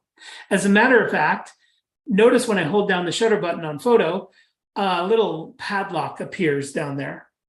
And if I slide over to that padlock, it's going to keep recording. It's basically my way to continue along with video. Then that's the center button, the shutter button. And keep in mind, we're in photo mode, because if you're trying this, you might be going, hey, mine's doing something different. You may be in video or portrait or a different mode. I'm in photo mode, and that's why you see that. To the left of the shutter button, you see your preview thumbnail. That's always going to be the last photo you took. So there's the last video I took. It shows a little thumbnail there, and I can easily tap that thumbnail to see the last video that I had just taken.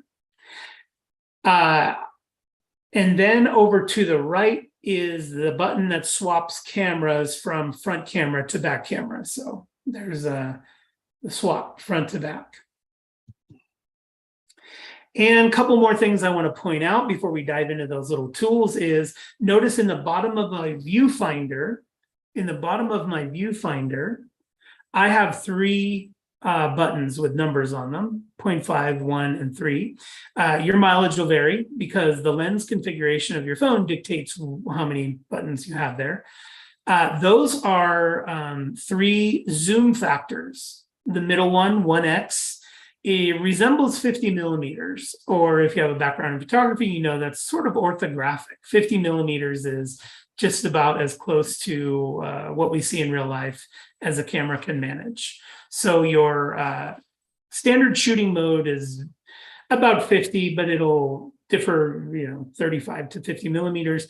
Then you have wide angle, or what you'll traditionally be referred to maybe as fisheye, and then you have a zoom. Those are the three utilities that my phone has to offer here. And I'll just show you quickly what those three look like. Right, here's my fisheye, which took the composition and zoomed me way back. So now I have a lot more. Notice that if I have just this mode on, I only get to the corner of this book here. You see the corner of that book.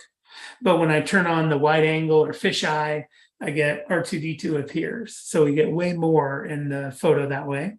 And the opposite is true if you choose the 3 or the zoom. This zoom has made it so I can read some of the text from far away on my lens here, but I'm restricted. I'm compressed in what I can photograph here. It's much less subject available here. So those are what those buttons do. Now, there are also some things that pop up on the interface that are important to discuss. These we're going to find in the viewfinder. We'll find a couple of important things in the viewfinder. One, obviously, is the tap to focus. We can tap anywhere on the screen to bring that area of the screen into both focus and exposure. Exposure tells the camera how much light should be let in to compose the shot. So if I choose a light area of the room, the shot will darken up like you saw there. Or if I choose a dark area of the room, the shot will lighten up. It also focuses exactly where my finger is. So if I focus far away on the stormtrooper who's hiding back there, you probably see him back there. If I focus far away on something like that, you see I've got that as in focus as the camera will allow me. Let me see. And you can see that then I've got other things that I can focus on by tapping. When you are in, let's see, a compressed mode like this, you'll see that I can easily, let me move this lens back here. I can easily show you the difference by focusing on either R2D2 back there, which he's now going to be clear and in focus, but you see the lens is out of focus, or I can focus on the lens here, which the lens is going to be sharp and in focus, and R2D2 will be out of focus. This is simply tap to focus. Now, what's important about to note about tap to focus is when you tap, you get a yellow box, and that yellow box has a little icon of a sun next to it. Not S-O-N, but S-U-N. You see that little icon of the sun. That little icon of the sun is a slider. You can use it to slide your finger up and down to increase or decrease the exposure of your shot right there. So there, look, I'm sliding that little sun icon down to decrease the exposure, or I'm sliding it up to increase my exposure. So that is available to you right in the interface. To get out of your changes, if you say, ugh, that's a little too bright, I don't like it, you can just tap anywhere to reset the camera's calibration. Lastly, about focus and exposure, I will say that in addition to tapping to focus, and in addition to having that sun slider that you can use to lighten or darken your composition, you can also hold your finger down. Notice R2D2 is blurry back there, but I'm going to tap him into focus, and I'm going to hold my finger down on R2D2. Now you see what has happened is a new yellow box has appeared at the top of my viewfinder, and that's called AE or AF lock. This means that the exposure or light is locked and the focus is locked. So I can now move the camera anywhere I want, and focus will not change from that R2 unit, and neither will lighting. I've got it locked in. And I know because I have the AE/AF lock. To get rid of it, if I'm done with it, I simply tap anywhere to get rid of it. Yes, so that's not just tap to focus, but way more about it. And there's way more utility in tap to focus than you may have remembered. Another thing I want to show you that's fairly new is now I'm focusing on something. I'll tap to focus on this text here. And what I am seeing is yet a new interface element appear. Here, I'm just going to, oh, I forgot to turn the lights on. Hey Siri, make the office lights 100%. get a little bit of lighting back here. So I'm now in photo mode, or I should say still in photo mode, and I am looking at this photo or this through my viewfinder. I'm looking at this, and this particular book I have here has some text on it. Now, in my viewfinder, in addition to the yellow box around whatever I want to focus on, I have a new UI element, which is yellow brackets around the text. What this means is that my camera has recognized that text as text. And it's telling me that by putting those yellow brackets around it. Now, that's very cool that it's recognized that that is text, but so far there's not a ton of utility in that for me. But what I can do is maybe I want to freeze that on the screen. Maybe I want to show somebody. I could be in a country where I don't understand the written language. And so I take a picture of something and I want to get that text. I see that the camera has recognized the text with the yellow indicators around it, but a new UI element has also appeared in the lower right of the viewfinder, right down here, and that will allow you to pull the text off the picture for a moment. Watch, I'll tap it so you can see. You see how it grabbed the text from the photograph and brought it forward for us so we could see it more clearly? This is now showing you the text that was recognized in the photo. In addition to just bringing it closer and making it more clear, a contextual menu has appeared at the top. I have copy now, so I can copy that text. Just let that sink in for a minute, folks. We can, through the viewfinder of our camera, look at text and copy it as characters through the viewfinder of our camera and paste it somewhere else. That alone is like, what? That's amazing. But so we now have this text locked in. Notice I can move my camera away from the subject and the text is still locked there. This is especially useful if there's a sign or something that you want to show somebody, or notice one of the options in the contextual menu that appeared is translate. So if I tap translate, it's going to translate the contents of that text that is in my viewfinder of my phone into whatever language I command with this menu here. And there's plenty of languages that you can change this to. And again, I can copy the text. I can paste it into a text message if I want. This could even be a contract that is too long for me to read through, or the text is too small. I can then take a picture of it, copy and paste all that text, and have Siri speak it to me, or, just because text is embedded in something doesn't mean your phone cannot now lift it out and use it for other things. If you don't see the yellow brackets, then that means your phone has likely not recognized the text. But I'm using this example to show you just how amazing this is. Notice the text on the spine of my textbook over there. It is fancy text. It is sideways. It is skewed. Its perspective is skewed. And one of them is just an outline. But look at the yellow brackets. Do you see them appearing there? That means that the iPhone has recognized the stuff inside the yellow brackets as actual text, even though it's sideways and crooked and decorated, it still recognizes it. So I can tap that icon. It takes the text out, or that one was Affinity Designer, and I can still translate or copy and paste or whatever. In fact, it's so powerful that I don't really even have to do all that. What I can do is just hold my finger down on the viewfinder, just like we did when we were focusing, and that will allow me to select the text right from here. I don't even have to take the photograph. I can select the text and paste it elsewhere. Woo, if you didn't know about those updates, that is a good one. Okay, let me back it out here. Get back to here. Okay, so we talked about basically everything that's visible in the interface. For more, tune in Saturday. 3 hours we're going to spend tearing this thing apart. Right now, I'm just going to show you a quick tip in the Photos app a couple quick notes in the Photos app, and try to leave a little bit of time for raffle and Q&A, which I'm really bad at, and I'm sorry, but I'm going to try. Okay, so here, let me launch the Photos app, and there it is. I'm in Photos now, and I just want to shower this view with praise for a moment. This is a view that I don't see people use very often. The only way to get to this view, by the way, is if you go to all photos.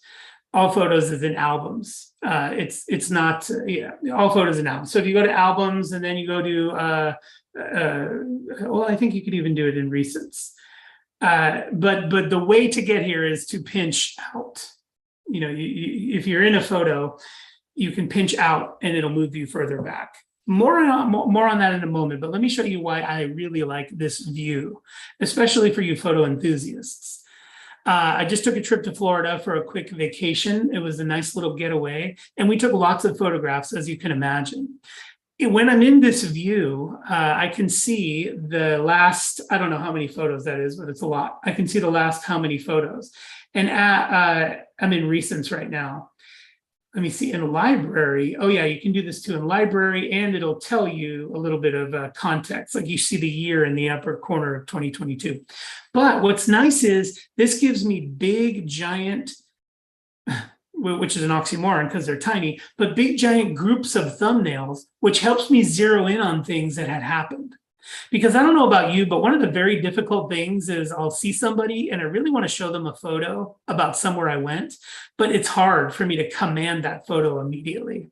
When I go to this view, I can tell from this view kind of at a glance what the clusters of things are. I know that this here was a little photo shoot we did by the beach. I know that this little cluster here is water and sunset. I can see those things. So what it helps me do is zero in on a particular set of photos that I want, which is much harder to do when you're zoomed in and trying to scroll. But I wanted to show you some other things that I find are great about this view and the ones you get after it. Now, when I zoom in a little bit, well, let's drill in. I want to drill into my pictures, but I want to caution you that there are multiple ways to do it. And so don't just glaze over this if you don't mind. In order to zoom in on a photo, I can either just tap. If I tap, that brought me forward one level, which I thought was great. I'm now a little bit closer to the action. I'm going to do it again. I'm going to do a single tap again. And there we are. I'm again a little bit closer to the action. Great, that is what I wanted. I can see a little bit closer. Now, here's what you may not know. If I tap again, the photo I tapped will open. And that's cool. But instead of tapping in this particular view, I've got two more to go, which I think is interesting because if you tap the photo, it opens it. But if you zoom with a pinch gesture, you'll get another view that's like this, where they're a little bigger. I like this view because the little bigger allows me to peruse my photos, get a little bit more detail. And there's one more. You can zoom again, and you can get this view where it's each photo in a film strip. This, to me, as somebody who's a photo enthusiast or somebody who takes 100 shots of somebody standing there, I love the ability to slide through this film strip very easily, but then with the pinch of my fingers, zoom back out just one level and then zoom back in. Zoom back out one level, zoom back in, back out again 2 levels. Now I can see so much more. Don't take for granted the levels of zoom and how to arrive at them on your phone, because navigating your photo library and finding these photographs is everything. When you want to pull up and command a particular photograph, you want to be able to find it, I guess, relatively quickly, right? You don't want to keep somebody standing there for a long time while you look for a particular photo. This just makes that process way easier to be able to go through those. Another thing too, while you're in these modes of this larger thumbnail here, I can hold my finger down on a photo to preview it. I don't have to zoom in on it. I can just hold my finger down to preview that particular photo. That's going to pop it up, make it a little larger, but then also present some options to me. You can see there I've got copy, share, and unfavorite. Delete from library also. Copy, share, and unfavorite are available to me there. So just a quick set of utilities by holding my finger down and letting it pop open. I want to clarify, because it's real easy to conflate holding my finger down and tapping, right? Two very different. Hold, different than tap. When I tap on this photo, it opens the photo. It gives me all of the same utilities you get when you open a photo. You can see the Chrome around it. When I hold, I do not open the photo. I just enlarge it for a preview. And I get some quick menu items below. This is different than opening the photo altogether, because if you're wanting to quickly get in and get out, opening the photo and then closing it is more cumbersome than just holding my finger down and letting it open, especially when I'm zoomed out a little further. You know, especially in times when I want to see it more closely, but I don't want to have to open the photo. So I did want to point out that even though we've been in this interface for a few years now, and it's become familiar to most people, there are still more ways you can get the most out of this app by digging in. Have we even scratched the surface? Not really.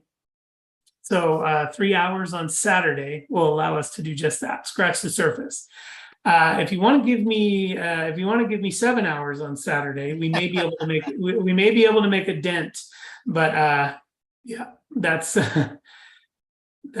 So please tune in. Well, that's why we need the return of Empower Mac. Yes.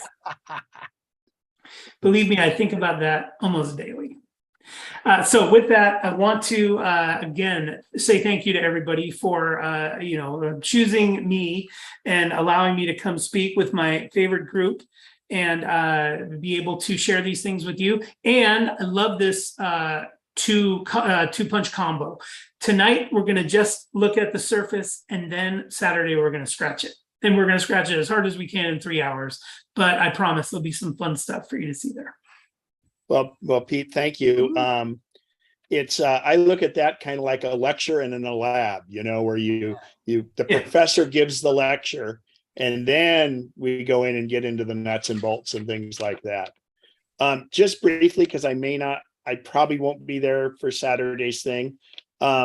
Is there a way to make the shutter, like when I have it on a tripod and I took a Milky Way galaxy picture, it went for 30 seconds and I don't want it to go 30 seconds. Do you know of a way or an app that can make it 18 so you don't get star streaks? Yes, you probably already have it, but ProCam too. Okay, cool. Yeah, ProCam lets me choose between 4, 8, 15, and 30, and then bulb, which is as long as you want. Fantastic. And if you have a Bluetooth shutter fire, then bulb is good because you don't have to touch the phone. You can fire with Bluetooth and you won't get any shake. And just time it, right? Pete, does Halide do that too? Let me check. I've got Halide here.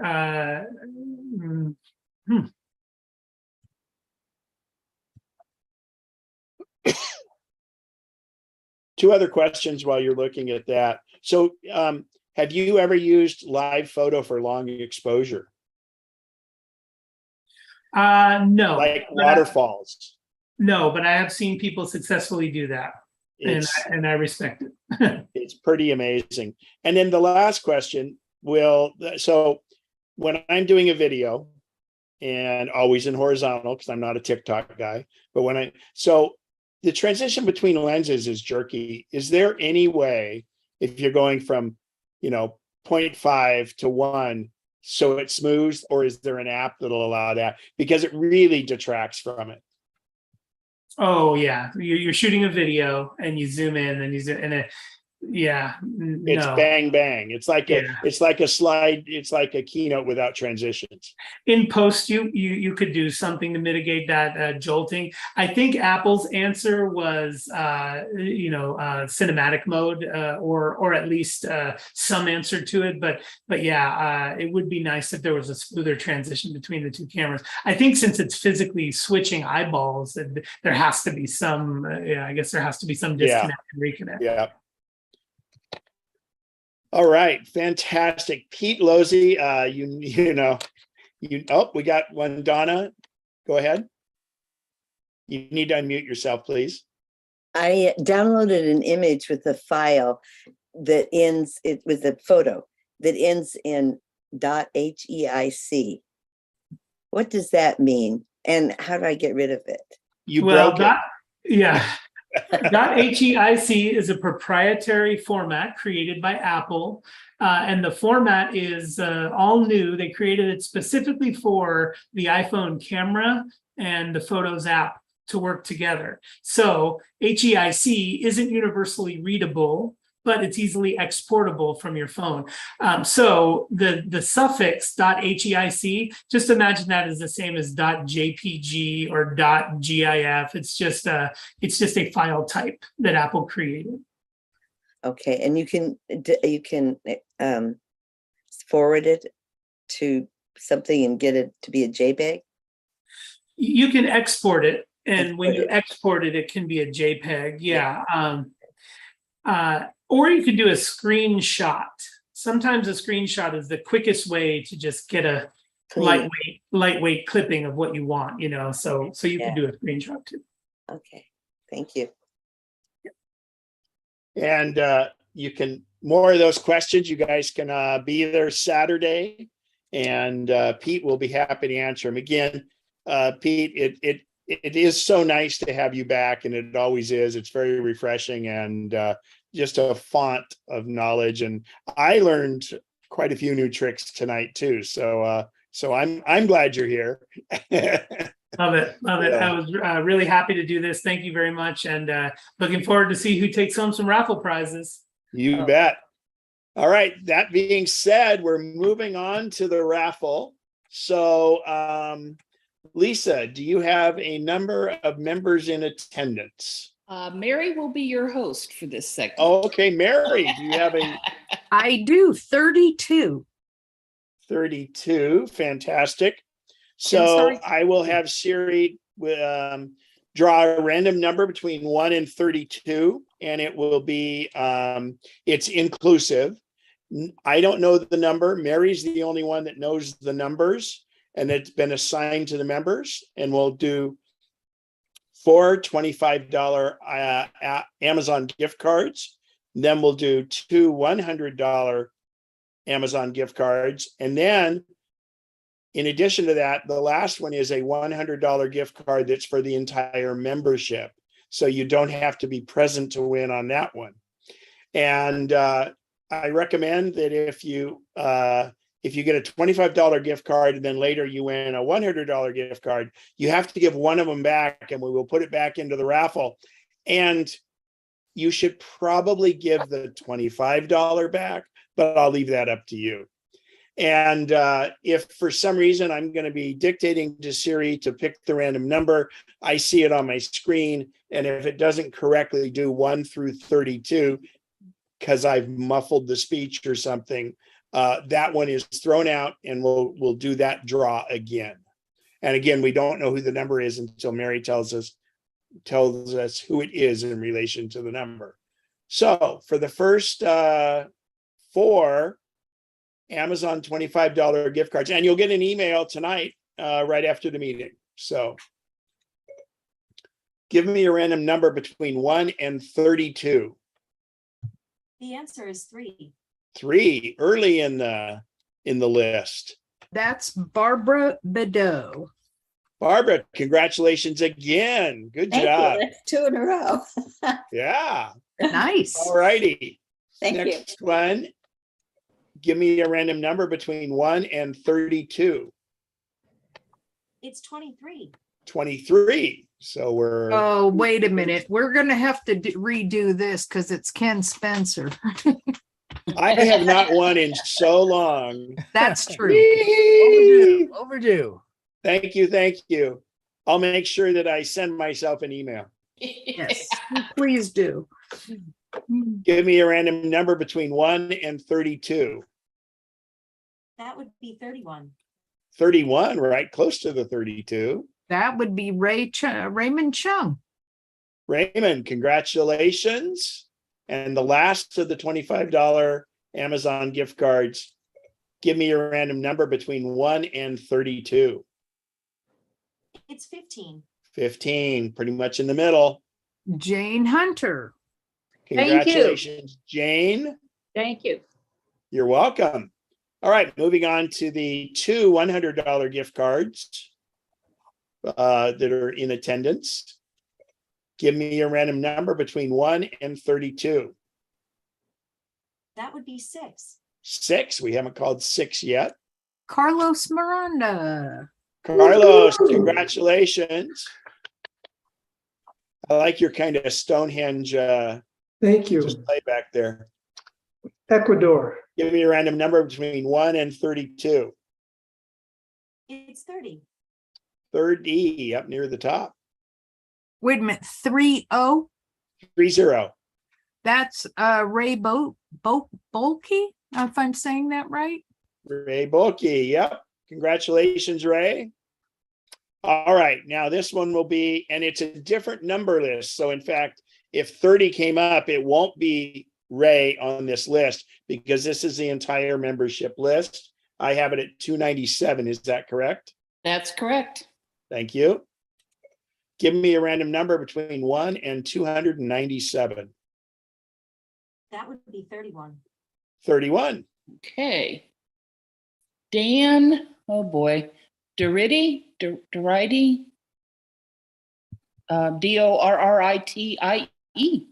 Okay, Yeah.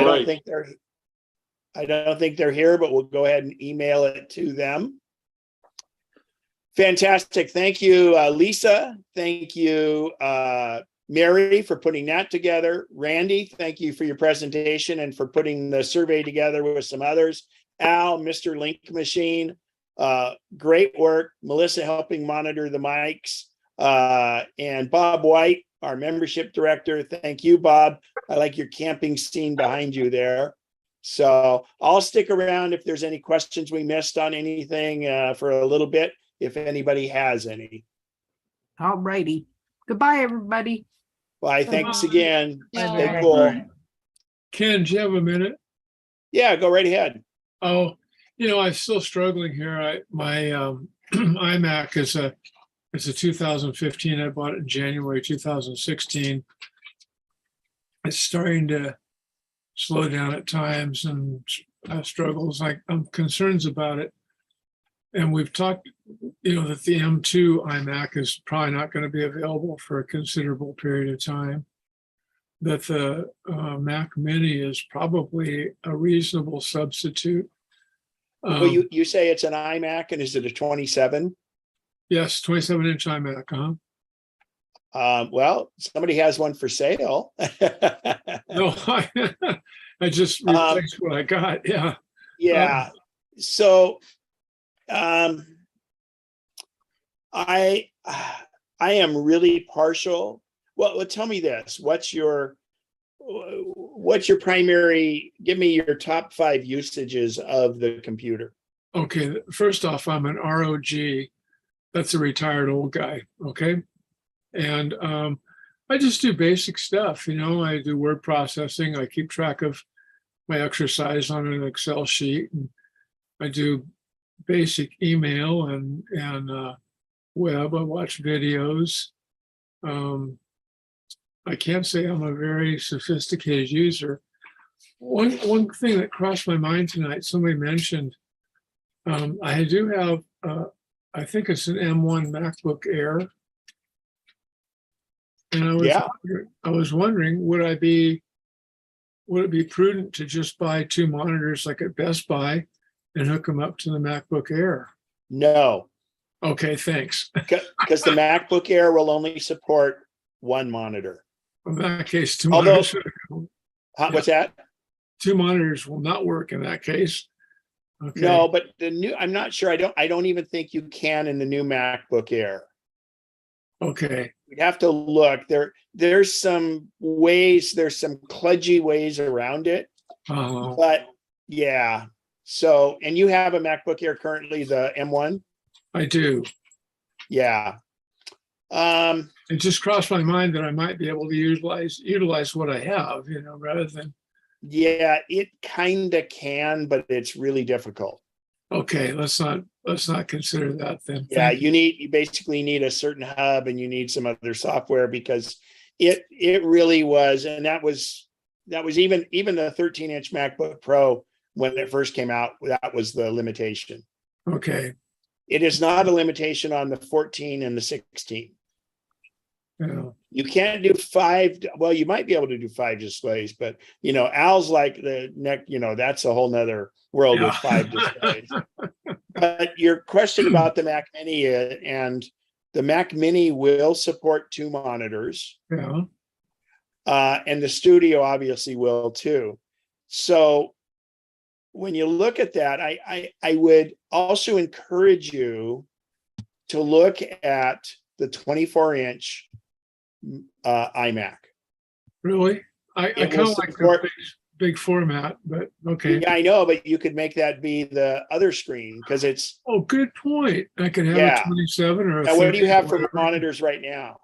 I just have one monitor on my iMac. I have a PC with 2 monitors for some Okay. family history work, but that's a separate thing. Yeah. Yeah. So you could put and so you have what size? You only have the 27-inch with no external monitor? That's correct. Oh, yeah. So you could get a Mac Mini and get a 27-inch monitor. Now you could get the Studio one for what is it? 1,200, whatever it is. I can't Not remember. unreasonable. Yeah. And that's a beautiful monitor, but there are other monitors that are almost as good, but it's very Apple. And I would say that if you're looking to replace the 27-inch iMac, the solution is a Mac Mini Okay. with the 27-inch display. All right. I don't know that you need the horsepower of the Studio, the Mac Studio, and the Mac Mini does support 2 monitors. That sounds really reasonable. Yeah, and then you buy a keyboard and a mouse. One thing I would encourage you when you look at the keyboards, I encourage this also if people are getting the 24-inch iMac, spend 1 notch up and get the keyboard that has the fingerprint reader on it. I don't think you can buy it without a fingerprint reader on the if you just buy the keyboard, but on the lowest iMac, it comes with a regular keyboard without a fingerprint reader. And the other thing is, if you use the 10 key a lot, the number pad, you get the extended keyboard, and I believe it costs $30 more than the standard keyboard. And then you have a choice between using what you have.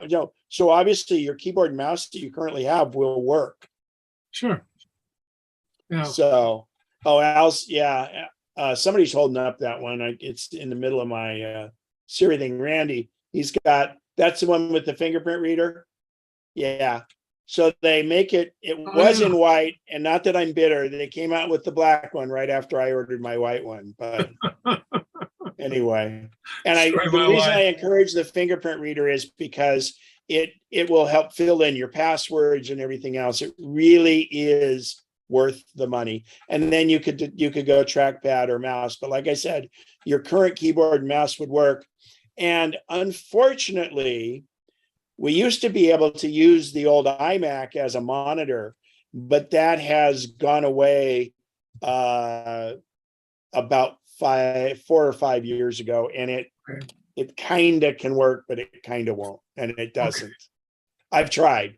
All righty. I found a little link there that from Macworld that talks a little bit about connecting 2 or more external displays to Apple Silicon M1 and M2 Macs. Might check it out and see if they have any insight into, that situation at all. I'm not sure if there's any workarounds. Yeah, and it's worth a try if your MacBook Air works for it. And if not, then go with the MacBook or the Mac Mini. Uh-huh. But I'll put the link in chat for you, Vic. Wonderful. Hey, thanks so much for all your help and advice, and it's been a great meeting. Great, great to have you. Any more converts from up there coming down? I spread the word, but apparently it hasn't Tell them been. the natives are friendly. Yeah. Yeah, the local, Mac Chug just imploded. It was viable for about 25 years, and then Yeah. And that was Chico or in Chico. Oh, that's Chico, correct. It's yeah. in Chico. Anyway, and COVID and all the other issues, and most of us were pretty old anyway. It just kind of Yeah. faded away. Well, good. Anybody else have any questions before Thank you. we wrap up? I do. Go ahead. Hi, Ken. Hi, Elaine. I bought a used printer at an estate sale recently, and I went online. It's Brother. I downloaded the driver for it, and it's fine. I got it to print. It's fine. And now I want to scan. I want to tell it to scan a document, but the directions say open the scan function, and I'm like, where the hell is the scan function? I don't know even where to look. I'm a Brother expert. I swear by Brother. Give me the model number. You should say it on the edge of the printer if you have it right there. MFC-J430W. Oh, you're gonna love that printer because your ink cartridges from Amazon are less than $1 each. What? Really? Absolutely. The newer Brothers, they're up to $3 each, and those are aftermarket. And just look for one that gets good reviews, and it's fantastic. And another little tip to everybody: always leave your printer on, because then the ink doesn't clog up. It runs through in cycles and stuff. But on that printer, are you connected by USB or by Wi-Fi? Wi-Fi. Okay, so you should, once your printer's installed, if you go to System Preferences. In fact, hang on. Does everybody else want to see this? This will work. Sure. So let's see. I'm going to make you a co-host. So Elaine, on the bottom of Zoom, click Share Screen. The green button in the middle. Yep.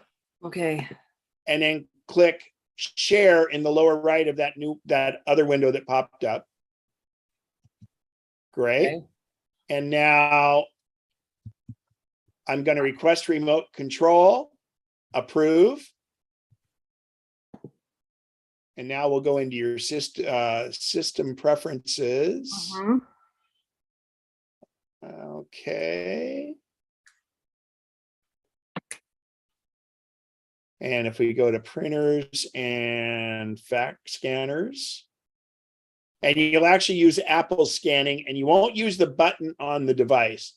So here's your J35. So I think the problem is you have the cups driver for that. Let me look if we can get a different one for that.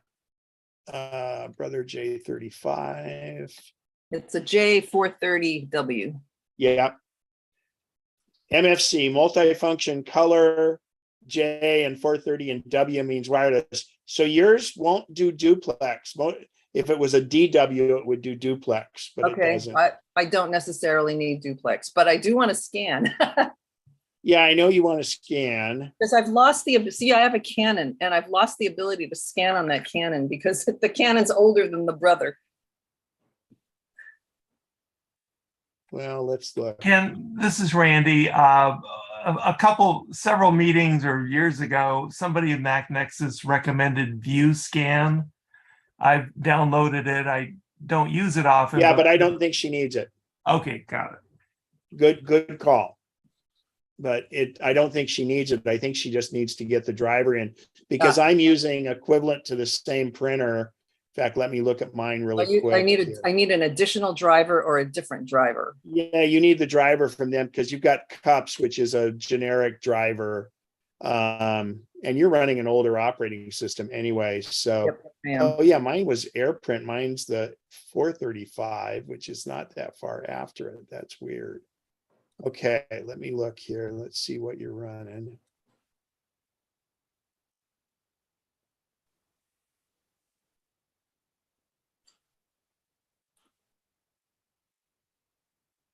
2010 Corte Duo High Sierra. So what we need to do is, I'll open this, open print queue. Yeah, you've actually, that's just such a killer printer. And what if it starts printing bad, what you do is do the cleaning and do it multiple times. And up to 10 times, and that'll do it. Don't get rid of that printer. That's I found the same with the Canon. If I cleaned and it. how enough- close is the printer to your computer? 10 feet. Okay, so you might get a 10-foot USB cable if we have to on this, but let me try this. So you can see it in this, it's black sitting there on that. wooden Yeah, file no, that's cabinet. okay. I'm doing some other stuff.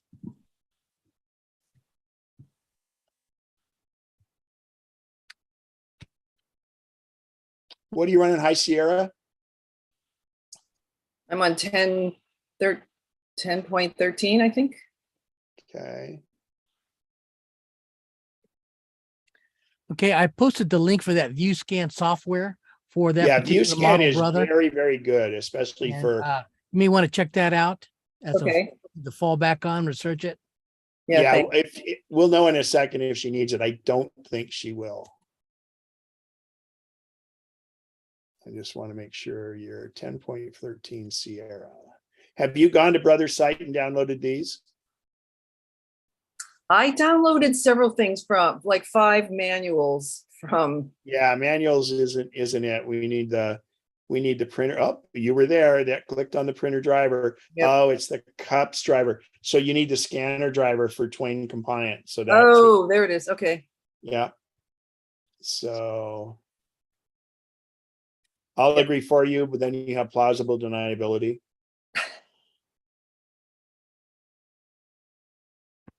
And there it's coming down. So that was it. I didn't download. Yeah, but we need to go through and activate. We may have to activate Twain, so it's a whole nother thing.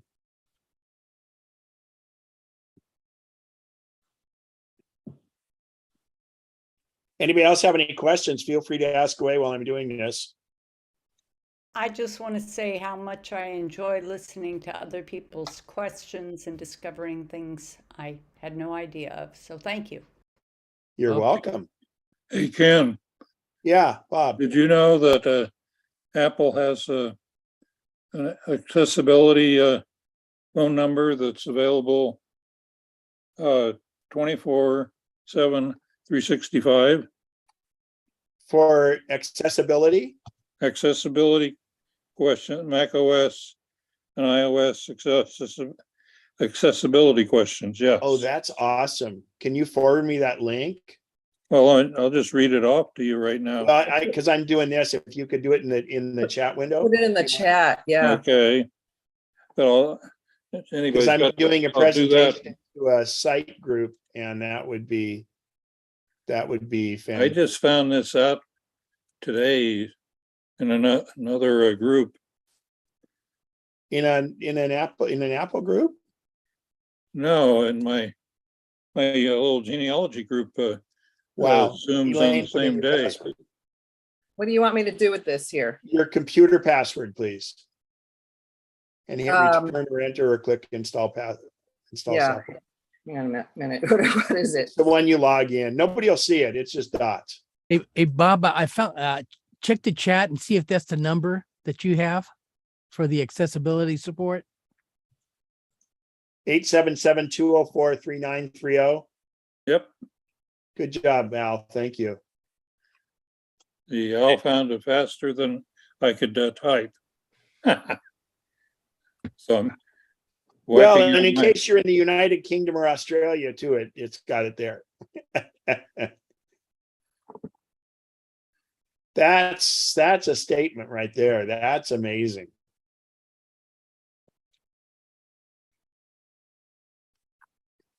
Anyway, a couple of the people in my reunion user group have macular what do you call it? Macular degeneration. Yeah, thank you. And they have found this, calling this number, people are really good at helping them out.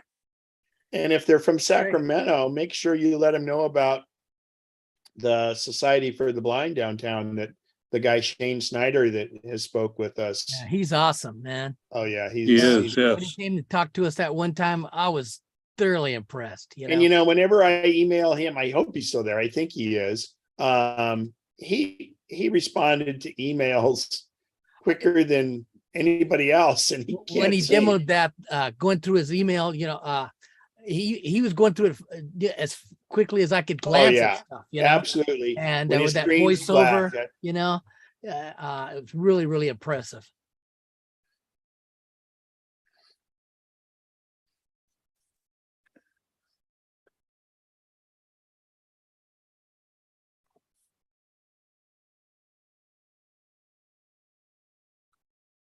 So we'll try. And if it doesn't do it here.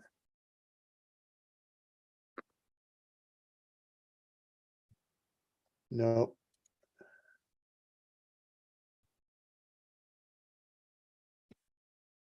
Okay, so now I need to do it as a Twain device.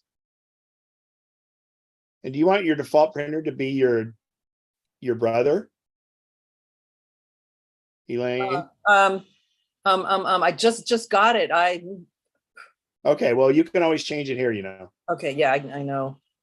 The Canon has an issue with the ink absorber is almost full. And they're telling me I have to take it in for service, and I haven't found a place for service around here yet. I'm in Oregon, you remember. Is it a photo printer? No. Then just don't even spend any money on it. Yeah, that's why I got the second one. I got the second one at an estate sale. I paid $12.50 for it. The brother. Well, when you told me you picked it up at a place, I was hoping it wasn't one of the printers like Epson's where the ink is so bloody expensive that it would have it wouldn't have been worth it. So let's go here. Let's see.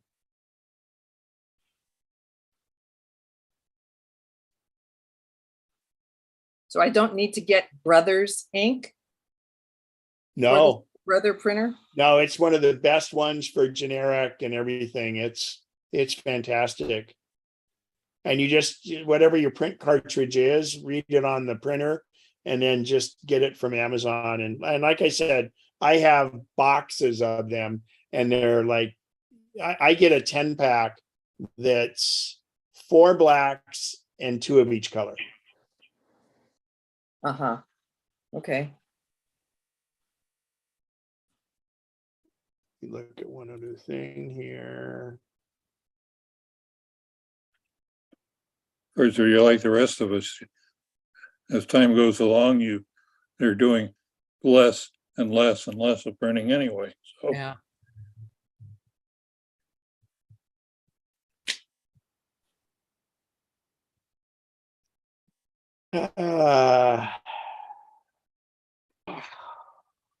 So this is their print and scan utility, which might help, but there's got to be a way to do Twain on it, and I'm not seeing it. So come on.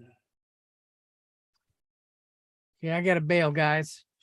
Take care, Al. Thanks so much, Al. Yeah, you're awesome.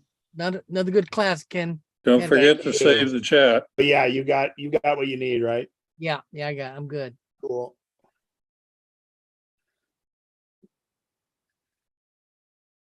Do you have a 10-foot USB cable by any chance, or can you get temporarily the printer a little closer? Yes. Is that something you can do now? I'm my gears are going here. Do I have hang to on one sec. stay connected to my? One sec. It's right. going to ask for your computer password before you run away there a sec. Across the room. I'm not going far.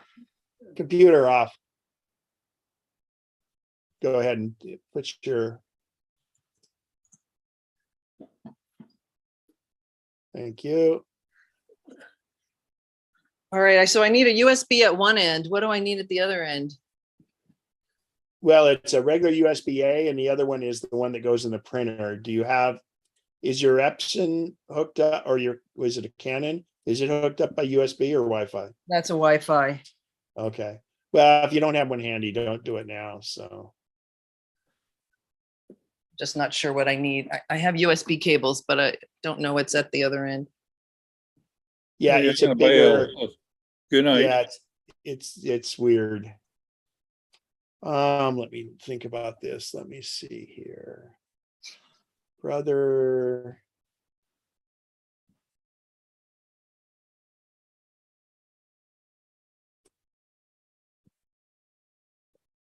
I'm looking where I even plug into the brother.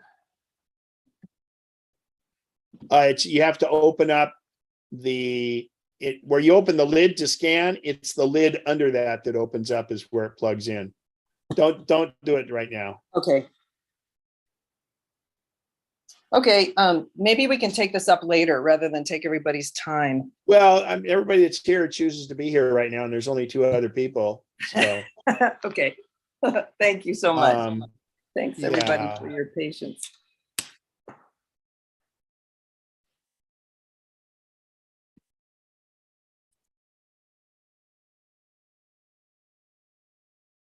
I don't want 10.7, 10.13.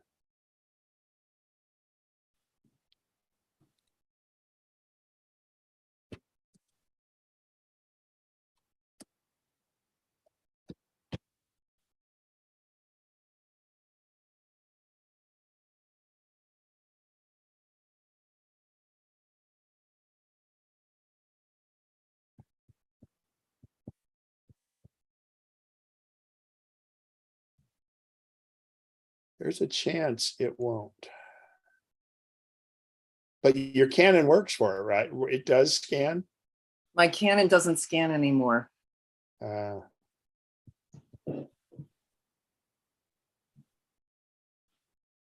The Canon utility stopped working on scan quite a while back, but then I figured out a way around it and now that doesn't work. well, let's see if this works.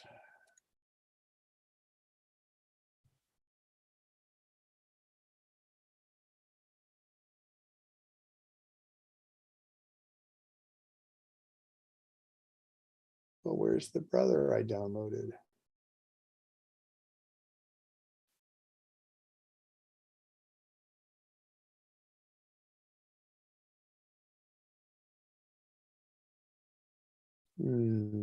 Oh, shoot. Let's stop.